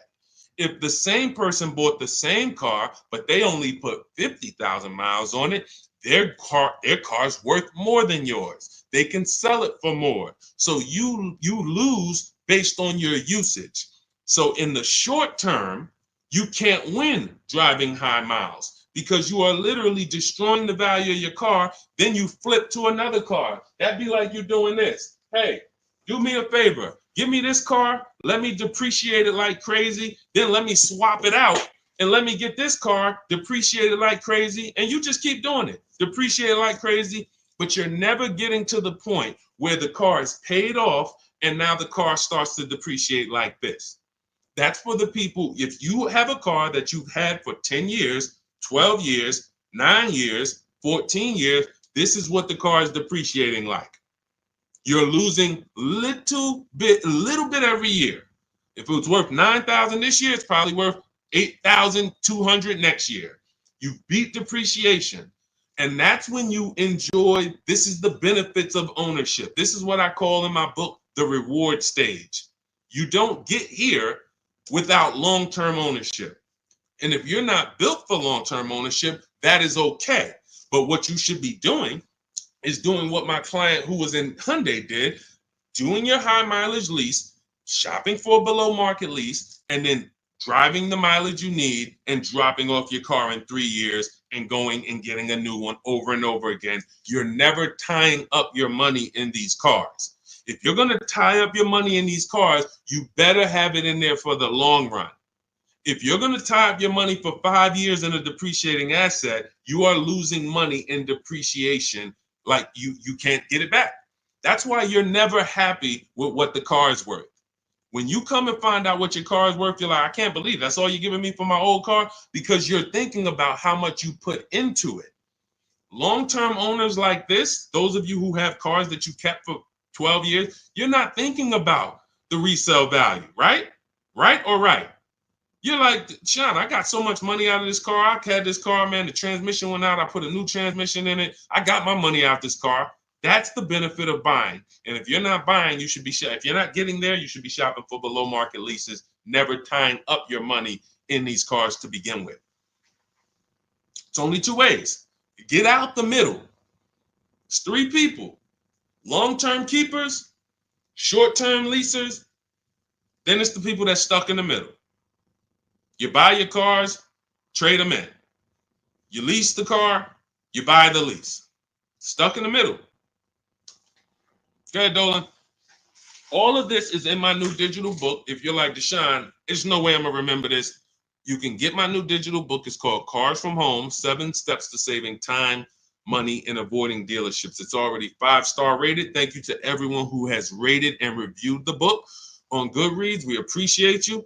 You can get your copy. It's normally $97, but for the next 30 minutes, you can get your copy for $24, which is 75% off if you get to my TikTok bio, my Instagram bio, the YouTube comment link, or the Facebook comment link before the 30-minute timer hits zero. After the timer hits zero, price does go back up to $97, and it's worth every penny of $97. This book will be the top 3 most valuable books in your library. And when I say valuable, I mean the books that save you money.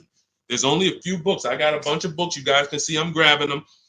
There's only a couple of these books that have actually put money in my bank account or helped me save money. There's not a lot of them. This will be the top 3 most valuable books to your bank account. That's all I care about. So go grab your copy, TikTok bio, Instagram bio, YouTube link, or Facebook comments, and you'll have everything we teach in the blueprint of how to get below market leases, below market purchases, below market new cars, used cars, high mileage driving. Everything is in there step by step. It's a blueprint. All right. Go ahead, Dolan. All right. Buy a car for the first time. I'm going through my bank. My budget is $8,000 and I finance the rest. So you have $8,000 cash. You want to see, can I get a vehicle without using that cash? So if you're talking about financing, first thing you want to decide is, what can we get without a down payment? So depending on where I want my payment to be, let's say $350 a month. Maybe I want it to be $350 a month for 5 years. Well, can I get a car with everything I want, everything I need, $350 a month for 5 years? That's my budget. If I could do that, I don't need a down payment. Now, if you say, okay, $350 a month for 6 years, no money down, that's a little more money. If you say, all right, $350 a month for 5 years, but then I'm going to use some of my down payment. Now I can get even more car. And then your max budget might be $350 a month with my down payment for 6 years. See, all of those numbers didn't change, but the terms changed and what you bring to the table changes. That budget doesn't change, but you don't realize if I get a car for $350 a month for 5 years, I paid less than if I get a car for $350 a month for 6 years. So these is how we budget. I actually have a tool in my book called the Perfect Budget Calculator I created, where you put in your preferred down payment, you put in any equity you have from your old car, you put in your max monthly payment, you put in the average interest rate, and it'll give you up to 6 goals that you shop from. So when I went and got my used Infiniti truck, I had 6 goals. One of them was no money down 5 years. Next one was no money down 6 years. Third one was money down 5 years. Money down 6 years. Then the fifth one was money down and the equity I had from selling my old car. And then the sixth one was money down, equity, and 6-year loan.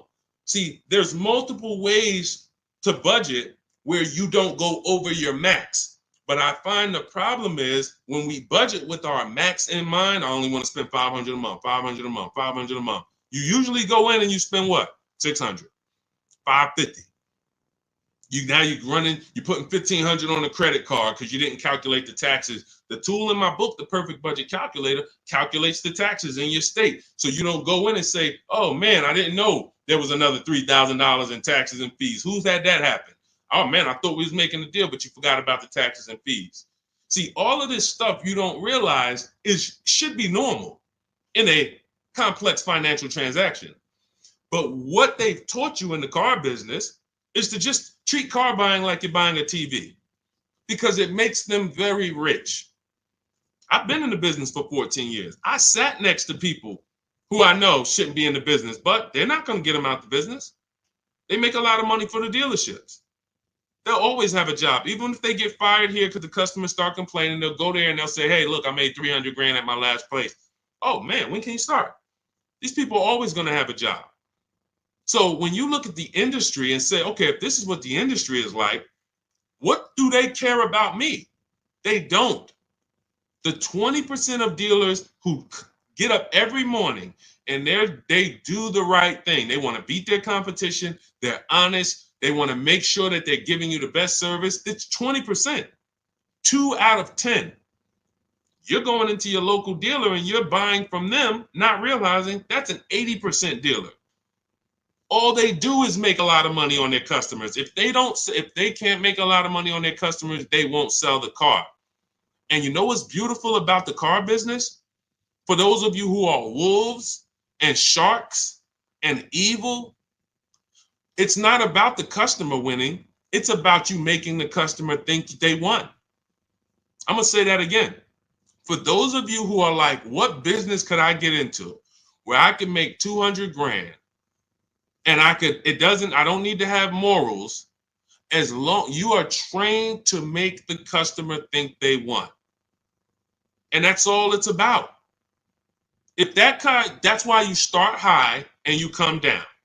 If you know your price on your car is $600 a month, you start at $800. This is what the worst people do.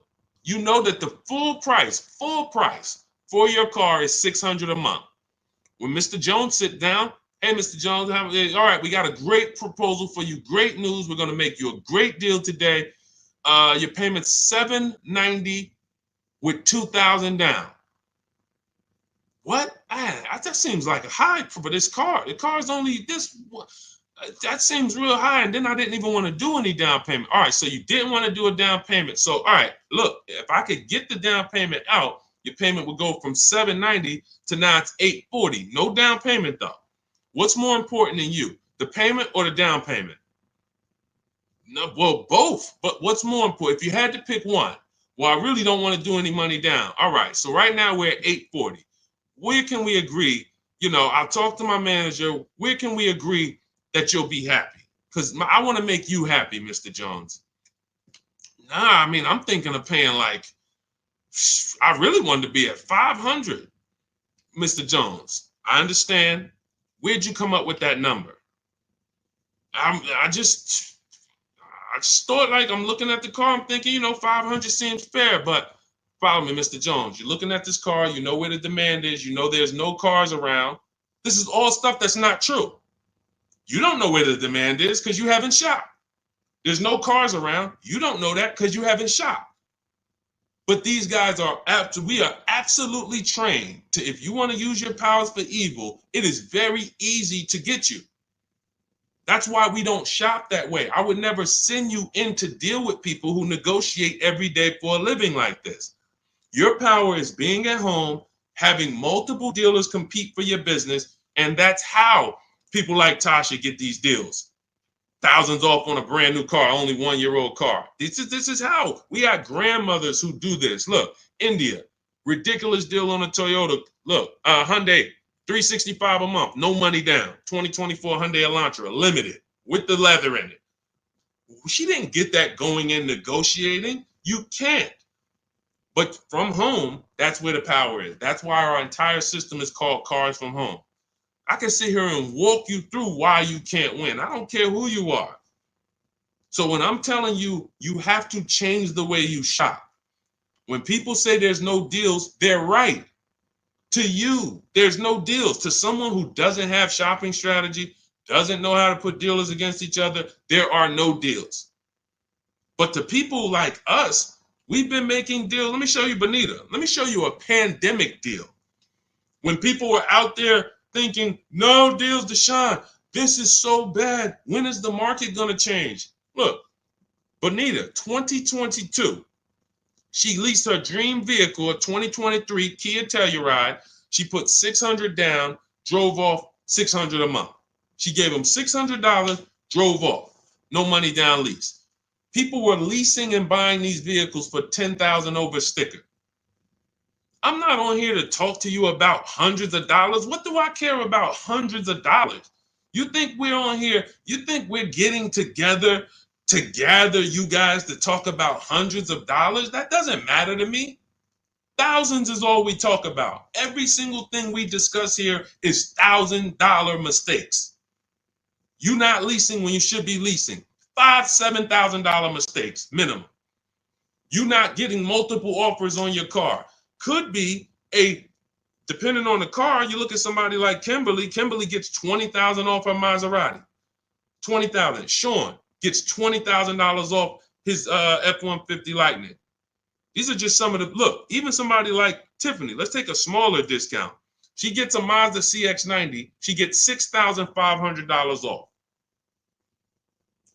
What happens? There are people who got that same car. You won't. They're not going to say it. They'll never say it. They'll never come on here and say, "Hey, Deshone, I got that same car you just showed her get, and I only got $2,000 off." They won't say I overpaid by $4,500 because I didn't know this. But I'm telling you, I know this because I've been working with people around the country. So understand, we're not here to talk small numbers. When we're tapping in, we're asking you to tap in, lock in, so that you can actually keep thousands and thousands of dollars in your bank account instead of putting it in these cards or giving it to these dealers. That's it. So everything we discuss is out of my new book, Cars from Home, 7 Steps to Saving Time, Money, and Avoiding Dealerships. It's a 7-step process. Doesn't matter whether you're leasing, 7 steps. Doesn't matter if you're buying new, 7 steps. Buying used, 7 steps. You want to sell your leases, which who didn't know you could sell a lease? Put a question mark. Who didn't know you could sell a lease? Type a question mark in the comments. Question mark. Deshone, what do you mean you could sell a lease? Okay, thank you. We're renovating with the jeans. Okay, look, Lynn, Brooke, Miss Tucker. Look. How much has that cost you? Not knowing, and we begin to teach people to do this during the pandemic because every single car was $7,000 to $10,000 more than it was truly worth. So a Jeep Grand Cherokee, I sold my Jeep Grand Cherokee for $28,000 after I had leased it for 3.5 years. 39 months, I leased it, and then I sold it for $28,000. The vehicle, brand new, was $35,000. Brand new, that Jeep Grand Cherokee Laredo that I leased for $330 a month, paid $330 a month for 39 months. I sold it for $28,000. CarMax won the bid, and I put $9,800 in my pocket. I helped my mother sell her lease on her Mazda CX-5 for $10,200 in equity she put in her pocket. Now, those equity numbers don't exist anymore. That was a once-in-a-lifetime seller's market, well, so far in our lifetime. So far. There's people who still want that. They still are basing, and you may know people who are like, hey, well, I'm going to buy this car and I'm going to flip it because I bought a 2019 Mustang and then I sold that Mustang in 2021 and got all my money back. Try that again. You're going to lose everything. It's over. It's over. That was a limited inventory, global shortage, chip shortage. Everything's worth $7,000 to $10,000 to $12,000 more. Those who cashed out won. Those who cashed out at that time won big. You can look back over history, and I helped a lot of people do that. You can look at my videos. Some of my biggest videos, 5 million views, 3 million views, was how to cash out. People coming on there, yo, I just sold my lease. I made $7,000. Yo, I made $10,000 because of you. Yo, I sold 2 leases. I'm telling everybody during the pandemic, cash out, cash out, cash out, cash out. You won't be able to do this again.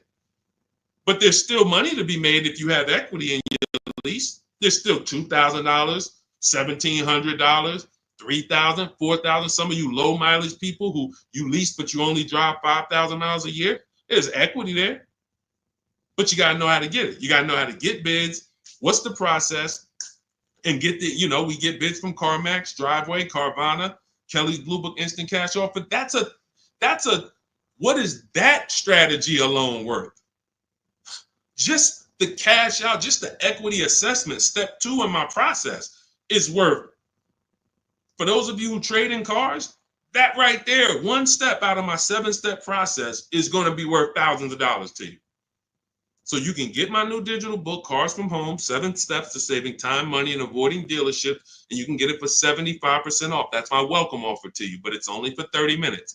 You go to my TikTok bio, my Instagram bio, the YouTube comments, or the Facebook comments, click that link and get your copy for 75% off. You won't even pay the $97 price. You'll pay $24, but you got to get there before the timer goes to 0, and then it goes back up to $97, which is worth every penny.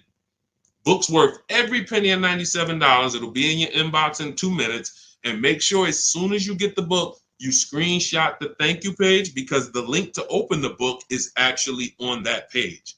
You open the book on that page, and I also email you a copy, but my support team's email is actually on that page as well, because sometimes you type your email wrong, you're typing fast, you're trying to hurry up and get it before the sale ends, and then you end up typing your email wrong. We can't send the book to a wrong email, so that you'll have my support team's email there. But this is the most serious thing outside of buying a house. There's nothing more serious to me. And some of you are not going to even buy houses.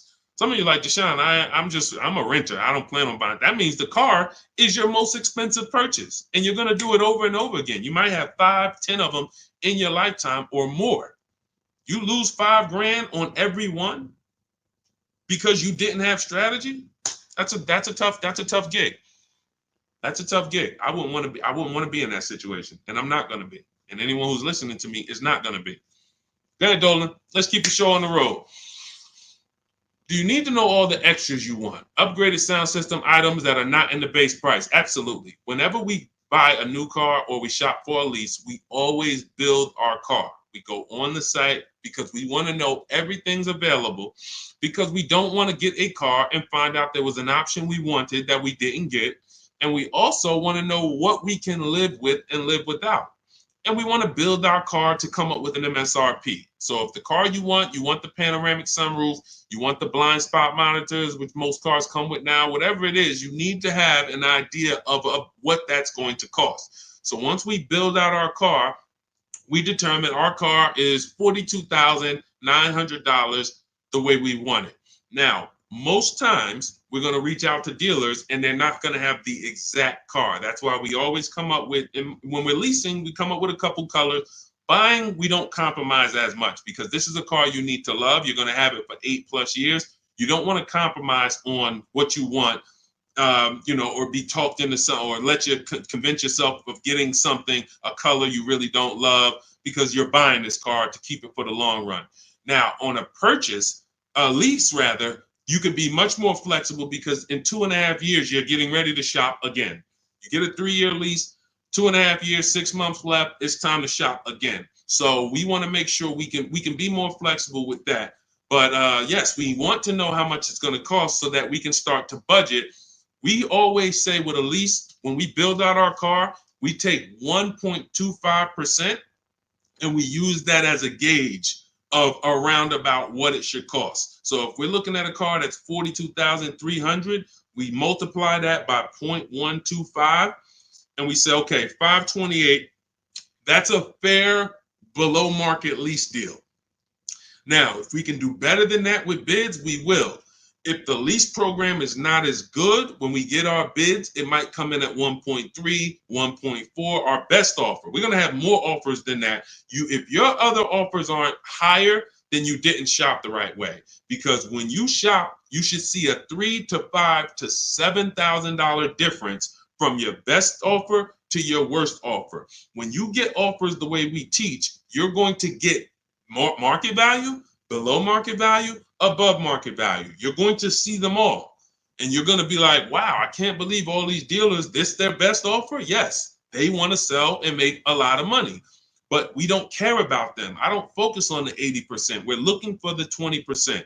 So we use this as a gauge to say, all right, this is around about what I think I should be looking at paying, depending on the deal that I get when I actually get my offers. So that's why it's important for us to build the car. Those are all the reasons it's important for us to build the car before we actually go shop for it.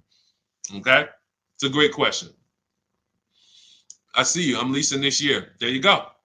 If I could get more people to lease, wake up and look. I don't want you leasing if you're keeping your cars 8 or more years. That's the key, because sometimes people will come on the stream, hey, is this all about leasing? No. If you're buying, there's so many things you need to know about getting below market purchases. New cars, used cars, we haven't had those questions come in. People are not really asking questions about used cars and things of that nature, but I'm answering the questions that Dolan puts up that you guys are writing. So when we look at purchasing, there's a ton of questions that we got to look at, ton of questions. But when it comes to people not keeping their car 8 years, you should be shopping for leases. You're not keeping a car long enough to beat the depreciation. The depreciation's going to kill you, not the loan. Doesn't matter. Loans, okay, you could pay cash. Doesn't matter. The depreciation's going to kill you. That's what you're doing. You're buying a depreciating asset, trying to keep it short term, flip it, and do it again. You can't win. The only way to win with a depreciating asset is long-term ownership, or never tie your money up in it in the first place, which is a below market lease. Go ahead, Dolan, throw that one back up. Arturo, does your credit score affect the lease? Sure. You want to have fair credit. I always tell people you want to get to about a 660, 680, similar to if you were trying to get a good deal on a house. You would be trying to set yourself up with a good credit report to buy a house. Now, with leasing, you can also lean on payment history. So if you have a $400, $500 a month payment, you've been making it on time for 2 years, that weighs heavily and you getting approved. I always say it's nothing that gets you approved for a new car like a paid on-time payments for your old car. The banks look at that and say, well, hey, we can see, yeah, credit cards might be high, but they never miss the payment on their car.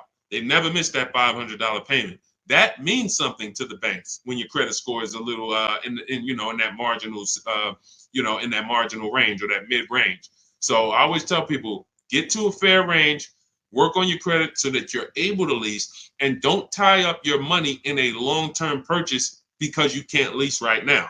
If I couldn't lease right now, my only mission would be to get an inexpensive car, get my credit to a 660, 670 to lease. I wouldn't be trying to get a Dodge Charger, $20,000, $30,000, $40,000 car. I'm going to pay 20% interest And when I go out to replace that car, I'm going to have so much negative equity because the interest alone is going to bury me because I don't have good credit. So now I'm no closer to leasing. My payment is going to be high. And I usually end up with an older car because I'm trying to squeeze my way into a nice car that I could show off and feel good about. Nah, I mean, I work hard. I want to be able to drive something that, I feel good about. But you haven't qualified yet. You haven't qualified to drive something great yet. If you have a 500 credit score, 600 credit score, you're not qualified to drive something ideal yet. You should be sacrificing to get set up so that I can make a power move. And what you do in getting set up is you get the least expensive car that you can get a loan on. You get a $10,000 car, quality, small car. Try to get something that brand new was $24,000, $25,000, Hyundai Elantra. Get yourself a smallest car that you can qualify for, and you have minimal payments, $200, $250 a month payments. You pay those payments on time. You make sure it's a quality car, and you go and you make a move for a lease once you've established yourself. Or you can just do what other people do and say, you know what, who could get me in this brand new whatever, or who could get me in that, used Mercedes? And you're going to lose in every way. The quality of the car is not going to be ideal. The loan is going to be out of control. The interest is going to be great, ridiculous. You might not get a great price on the car because you come in looking desperate. You need a car, not want a car. You need a car. So nothing is working for you. Everything's against you. So it's much better for you to discipline yourself. Say, look, I don't mind driving something that I don't feel great about, but I'm working on my credit. I'm going to make these payments on time. I'm going to get myself to a 660. I'm going to have 2 years of on-time payment, and then I'm pulling off the lot in a brand new lease. Power moves. That's a plan. Go ahead, Dolan. And in my book, that's called the SMART car strategy. It stands for saving money at the right time. If you can't qualify for a lease, your only goal should be to set yourself up to lease. Now, if you're buying and your credit's not good, I'm an 8-year person. I keep my cars 8 or more years. Nothing wrong with buying a higher priced car and refinancing it later. So if you say, hey, I need to get, if you're a long-term person, your goal should be get a great price on the car. You're going to pay more in interest and then fix your credit. And instead of changing the car in 2 years to a lease, you would change the loan, refinance, and then you would keep the car. So it's depending on long-term versus short-term is everything. That's why in my book, it is step 1. You need to know from the get-go, am I a long-term person, 8+ years, or not? Because that's going to be the foundation we build on. Everything else comes after that. Karen, thank you for helping with my digital book. I wasn't checking my email. Of course, we want to use cars. So you're just following the multiple marketplace strategy. There's steps before that. And here's what I tell you, guys who have my book, ask yourself, what step am I on? This is what I tell everybody that I work with. Ask, what step am I on? Because if you're doing step 3, but you have not done step 1, that's a clear indicator. Oh man, I haven't done step 1. Step 1 is leasing versus buying. Most important question. How are we beating depreciation? We go into deep. I show you lease scenario, purchase scenario, lease scenario, used car scenario, to make it very clear that if you set out to buy, but you should have leased, can't help you. You're lost. And I talked about that earlier. We ran Zafrina's $579 a month payment versus what a new car would cost her, which would be $900 or $65,000 car. That would have been $1,100. Or a used version was $800. So you can't compare that. If you go out and you get a great deal on a purchase and your payment's $700 a month, then that means that lease payment probably would have been $400 a month. It's no way to, how do I get out of this? You shouldn't have been in it. That's why this is step 1. So what was that question? What was that question? I don't even know how I got on that. Oh, you said I want a used car. Yeah. So we want to, so you want to ask yourself, where am I at in the process? Because we're not in the market until step 5. Step 5, we're in the market. That's when we're on our marketplaces, shopping, narrowing it down. We have specific ways we narrow down used cars. This is not just general information that you can find on social media and you Google it, how to buy a used car. Yeah, good luck. That stuff means nothing. Car salespeople are been watching those blog articles for years saying, okay, this is what they're coming to do. Don't tell them you have a trade-in. Okay, good. Stuff has been around for 20 years. What we're doing is we're narrowing it down when we get to step 5, based on title history, service records, accident history. Then we're narrowing it down and we're coming up with our top 5 choices, top 3 to top 5. Then we're verifying who has bogus fees, who put one price online that they're not going to honor. So all of these, this is my top 5 list, but some of these might be fake prices. So we need to verify that. And then we're going to get the new car price to find out what the true discount was. How much was this vehicle brand new? When I bought my Infiniti truck, I narrowed it down to 4 choices. They were all white, between $30,000 and $32,000. Sounds similar. They're not. You're looking at 4 white Infiniti trucks between $30,000 and $32,000. Similar miles, all 2020s. They were 3 years old at the time. Looking at all 3, whoa, these vehicles look similar. Once I got the brand new price, I found out one of them was $46,000 brand new. The other one was $48,000 brand new. The other one was $52,000 brand new. And the one I ended up getting was $54,000 brand new. Big difference. See, so what seemingly was close was nowhere near close. The furthest apart was 54 to 46. It's an $8,000 difference between the least expensive one and the most expensive one. But without the brand new price, you don't know that. You're choosing the wrong vehicle, thinking, oh, I got a good deal. No, the good deal was that other one that you didn't pick because you didn't have the brand new price. So that's step 5. But we got plenty of things we do before that to verify the DNA of the vehicle, check the data. And look, let me be clear. It takes me 90 minutes to buy cars. I'm not putting a system together that takes days. I'm not going to do it. It's not necessary. Choosing your vehicle, that might take you days. Going and looking at cars, test driving, that might take you days. Deciding what you want. We call that shopping. That's a step in my book. Shopping, not buying. That's deciding what you want. But once you know what you want, 90 minutes. Now, first time you use our system, it might take you 2-3 hours because you're just learning. You're overthinking. Haven't trusted our process yet. That's normal. But once you see, wait, this is simple steps. I'm going to websites, putting information here, looking at this. This is stuff a high school kid would do. If I could teach a high school kid to buy a car, it'd be easier than some adults because they don't have to unlearn much. Adults, it's like, hey, but I don't have to go into the dealer. You know, hey, Deshone, I went into the dealer and this is what they said. Deshone, my dealer called me and they said this. Well, when did I tell you to talk to the dealer? I thought you were coming to use our system because you didn't want to talk to the dealers. Yeah, you're right. See, that's overthinking. Now, that doesn't mean you're going to lose because we got a lot. That's how a lot of people come. You're trained to do things one way. You have to unlearn that.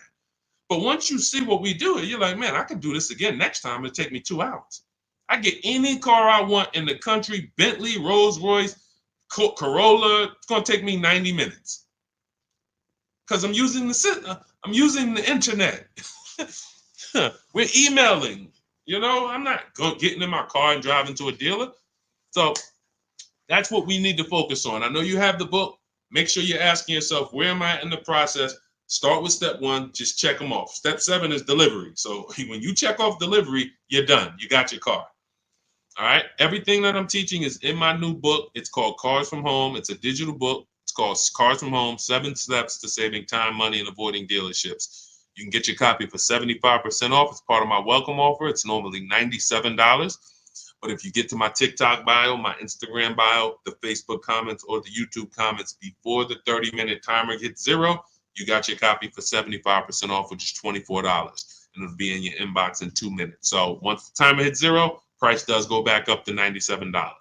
And it's still worth every penny at $97. Go ahead, Dolan.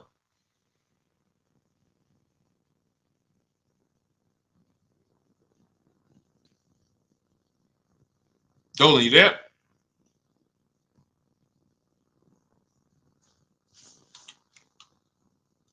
All right. Is it worth buying a BMW or Mercedes brand new or pre-owned certified? That's a matter of budget. As long as you're going to keep the car 8 years, the only difference between a new or used purchase is budget. And if you can afford both, now it's about your values. Do you want a new car because you only buy a new car every 10 years and you're like, man, I'm going to treat myself, I could afford it? Or do you want a pre-owned car because you're like, hey, I want to treat myself, but I could also take a 2 or 3 year old one and I'll be just fine with that. Now, what I always say, if you're going to buy something close to new, 1 or 2 years old, you need to shop the new market first, because you might overspend for a 1 or 2 year old vehicle because you don't know what the new market is for a brand new one. So, example, Kimberly saves $20,000 off her Maserati. Sean saves $20,000 off his F-150. Milligan saves $27,000 off her Mercedes-Benz. So when you look at these vehicles, and I show these deals, if you're on YouTube, if you're on YouTube, that's Melissa. If you're on YouTube or Facebook or Instagram, you can see these. You zoom in here, you can see she saved $27,000 off her Mercedes, and some of these vehicles, even with these leases, you'll see people have saved 10 grand, 7 grand. Now, let's take the more dramatic discounts over 10 grand. If you can save over 10 grand on a brand new vehicle, then that means when you go buy a 1 year old one, what should you be saving? If I know that the new market is 10 grand off, then for a 1 year old one, I'm looking for about 18 grand off. I'm not looking for 15 grand off. 5 more thousand, I'll get a brand new one. So I need to know what the new market is to know what the used market should be. Now, this is once you get to 3 years old, you don't need to do this, because 3-year-old vehicles, there's a lot of options, because there's only 2 ways dealers get most cars. They're going to buy them off their customers, or buy them from auction, or they're going to buy them after the lease. So 3 ways. Buy them after the lease. Most leases are 3 years. They're going to buy them from their customers. Most people don't trade their cars in 2 years. Or they're going to buy them from auction. And most people are not getting rid of their cars in 1 or 2 years. So you don't have a lot of options to choose from. You have limited competition. And when you have limited competition, you have a high chance of overpaying. But if I shop the brand new market and I see, wait a minute, on this car, brand new, I could get $20,000 off. Now, some of you might say, wow, if I could afford, I'll just get a brand new one. If that's the market, because I didn't know that the discount was going to be that big. But once you see this, okay, I know I can't pay more than on a used one. See, somebody who would buy a 1 year old F-150 Lightning, truck's normally 70,000, 73,000. So they might look at a 1 year old one for 55 and be like, wow, that looks good. Thank you, Renovating with the Gene. They might look at it and be like, okay, wait, this is a 1 year old vehicle and you asking 55,000 for it? That sounds good. Because it's brand new. How much is it brand new? Well, 73 brand new. Whoa, that's a big discount, man. All right, yeah, I ain't gonna even argue with you. Let me get that. Not realizing that the brand new market on that vehicle, the person saved $21,000. So 73, 63, 53. So literally the brand new market on that vehicle was lower than what you just paid for a 1 year old vehicle. And what's going to happen when you go to resell that vehicle later? You're going to lose because you overpaid by thousands of dollars. So this is so important to understand. People overpay for used cars all the time for a variety of reasons. They don't know what it was originally. What was the original new car price to even know they're getting a good deal on a used one? They don't know what the actual new car, again, this is for the 1 and 2 year people. You got options because somebody asked, hey, should I buy brand new or should I buy pre-owned? That means you probably have the money to afford both. So you might go out and buy a 1 or 2 year old pre-owned. But if you're like Milligan and you bought one of these electric ones, she saved $27,000. If you went in and you bought a 1 year old one and you got 20 grand off, you might think you won. But she got 27,000 off a brand new one, which means if I saw 27,000 off a brand new one, for a 1 year old one, I want 35 grand off. I want 38 grand off. The new market for this vehicle is very soft. So that means the 1 year old market should be very soft. It's an extreme depreciation. Another reason why you don't buy these vehicles. Now, mind you, you know what I didn't mention? the people who paid for this vehicle and didn't get $27,000 off. It's people who are going to see this stream. Again, most of them will never say it. They have this same vehicle that Milligan has. Same $73,000 vehicle. They went in, they negotiated. They said, listen, all right, come on, man, make it 10 grand. 10 grand off. And they went home thinking, hey, honey, you're not going to believe this. Guess how much they took off the truck? How much? 10,000 off. They in there, though. I won. See something like this? That's why you can't feel for the bottom. Negotiating and feeling for the bottom, wondering, all right, I think I'm at the bottom. That sounds good. You can't win. In fact, I've showed you multiple ways you can lose huge like that, and people are losing like that. You can't feel for the bottom. You don't know what we have as the dealers. You don't know what rebates I have. You don't know how many incentives I have. You don't know if the manufacturer sent us extra money because we got to move these vehicles. You don't know any of that. You come in and asking for the invoice. All right, invoice on a $73,000 car, 6.5% markup. All right, invoice is 57, and a good salesman's gonna fight you for invoice. They're not gonna just lay down and give you invoice, even if they sitting on 20,000 in rebates. A good salesman is fighting for every dollar of the commission. So you've been, hey, how they gonna fight? They got 20 more thousand. You telling me they got 20,000 in rebates and they gonna fight me for 1,000? Yes, because it's perception. If they take off $10,000 for you in a heartbeat, you might think, wow, you took off 10,000 a little too fast. This is how salespeople are trained. So I'm telling you, the people who believe it, they're going to win. If you listen to me, you're going to win. If you don't listen, you're going to keep losing. And when I say losing, I mean, show me your car deals. Show me your car deals. That's all I care about. Sean, I'm going to do it my way. Okay, show me your car deals. DM me. Sean, I did it my way. How this look? All right, would you bet me $1,000 I can't find a better deal than this? Would you take the bet? I'm looking at your deal. You did it your way. Yeah, I went in. I negotiated this thing. Okay. Would you bet me $1,000 that I can't find a better deal than this? Oh, nah, man. I don't think I want to take that bet. I know you don't, because you don't have confidence that you actually got the below market deal. You might have got the best price from that one dealer. I don't doubt that. But that dealer is an 80% dealer, and his competition would blow this price away. But because you didn't talk to his competition, you never gave his competition an email, you never gave them an opportunity, you don't know that they would have beat this price by $3,000 or $5,000 or $10,000. That's what we do here. That's what Cars from Home is. That's why our system is called Cars from Home. All our deals, 90% of what we do is from home. 90%, and sometimes 100%. Only time we can't do 100% is if a dealer doesn't deliver or we're buying a used car. Used car, we must go to the dealer. We must test drive that. That's our last step in our process before we lock the deal up. We cannot, but we've had tons of people who never left their house. I have a couple of them on here. Delivered the car. Let's see, we got people on here. Leasing process went quick. Sent the email. Anyway, I could pull up a bunch of people who just didn't. That's simple, because dealers this is 2024. Like, people think Carvana is the only place that delivers cars. There's plenty of dealers, especially the 20%, that'll bring the car right to your doorstep. Look, about 5 days I walked out. Yeah. Anyway, all right, I think we've done enough. Look, everything that we've taught today is out of my new book, Cars from Home, 7 Steps to Saving Time, Money, and Avoiding Dealerships.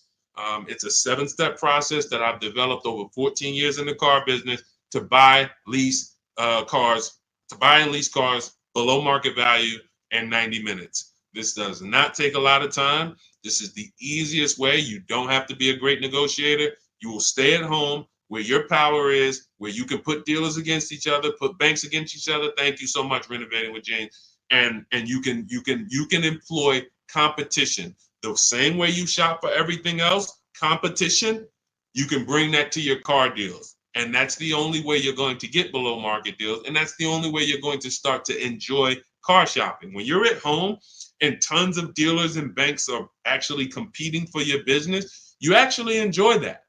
That's why when you see people like Teddy, who said that I will never lease another car any other way. Look, suppose it's a bit wordy.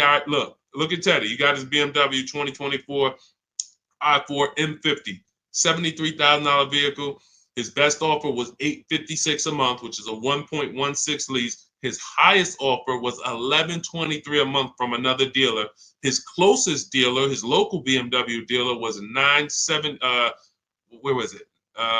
Nine. Look, the dealer closest to me was 986.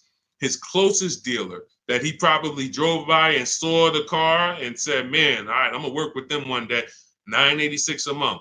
He ends up paying 856, over $130 less than his local dealer. But he did it from home, and he said at the beginning, "I will never, I repeat, never lease another vehicle any other way." Now, had he bought the car and got 10,000 off, he would have said, "I will never buy a car any other way." The Cars from Home way is how you are in control, how you feel like the prize, and when that 20% dealer wins your business, you feel like you won. You know you won. So, all right, let me get out of here, y'all. Grab your copy as my welcome offer to you of Cars from Home. 7 steps to saving time, money, and avoiding dealerships. 30 minutes only. You can get it for 75% off, which so you won't pay the normal $97. In my TikTok bio, my Instagram bio, click the picture of me, the YouTube link, or the Facebook link, and grab your copy. As long as you get there before the 30 minutes is up, you got it for $24, and you'll have everything step by step. You don't have to remember any of the things we've spoken about over the last hour, 15 minutes. You don't have to remember them because you will have the blueprint step by step. Leasing step by step, buying step by step, selling leases, selling your cars. We never trade cars, getting out of negative equity. All in there, high mileage driving, everything in my 14 years of experience is in that book. All right, so I look forward to you guys using it. Make sure you send me your success stories. Write me emails when you make your deals. Let's continue to 30 minutes now. It's only available for 30. Now, it's available forever. $97 is the price. Normal price of the book is $97.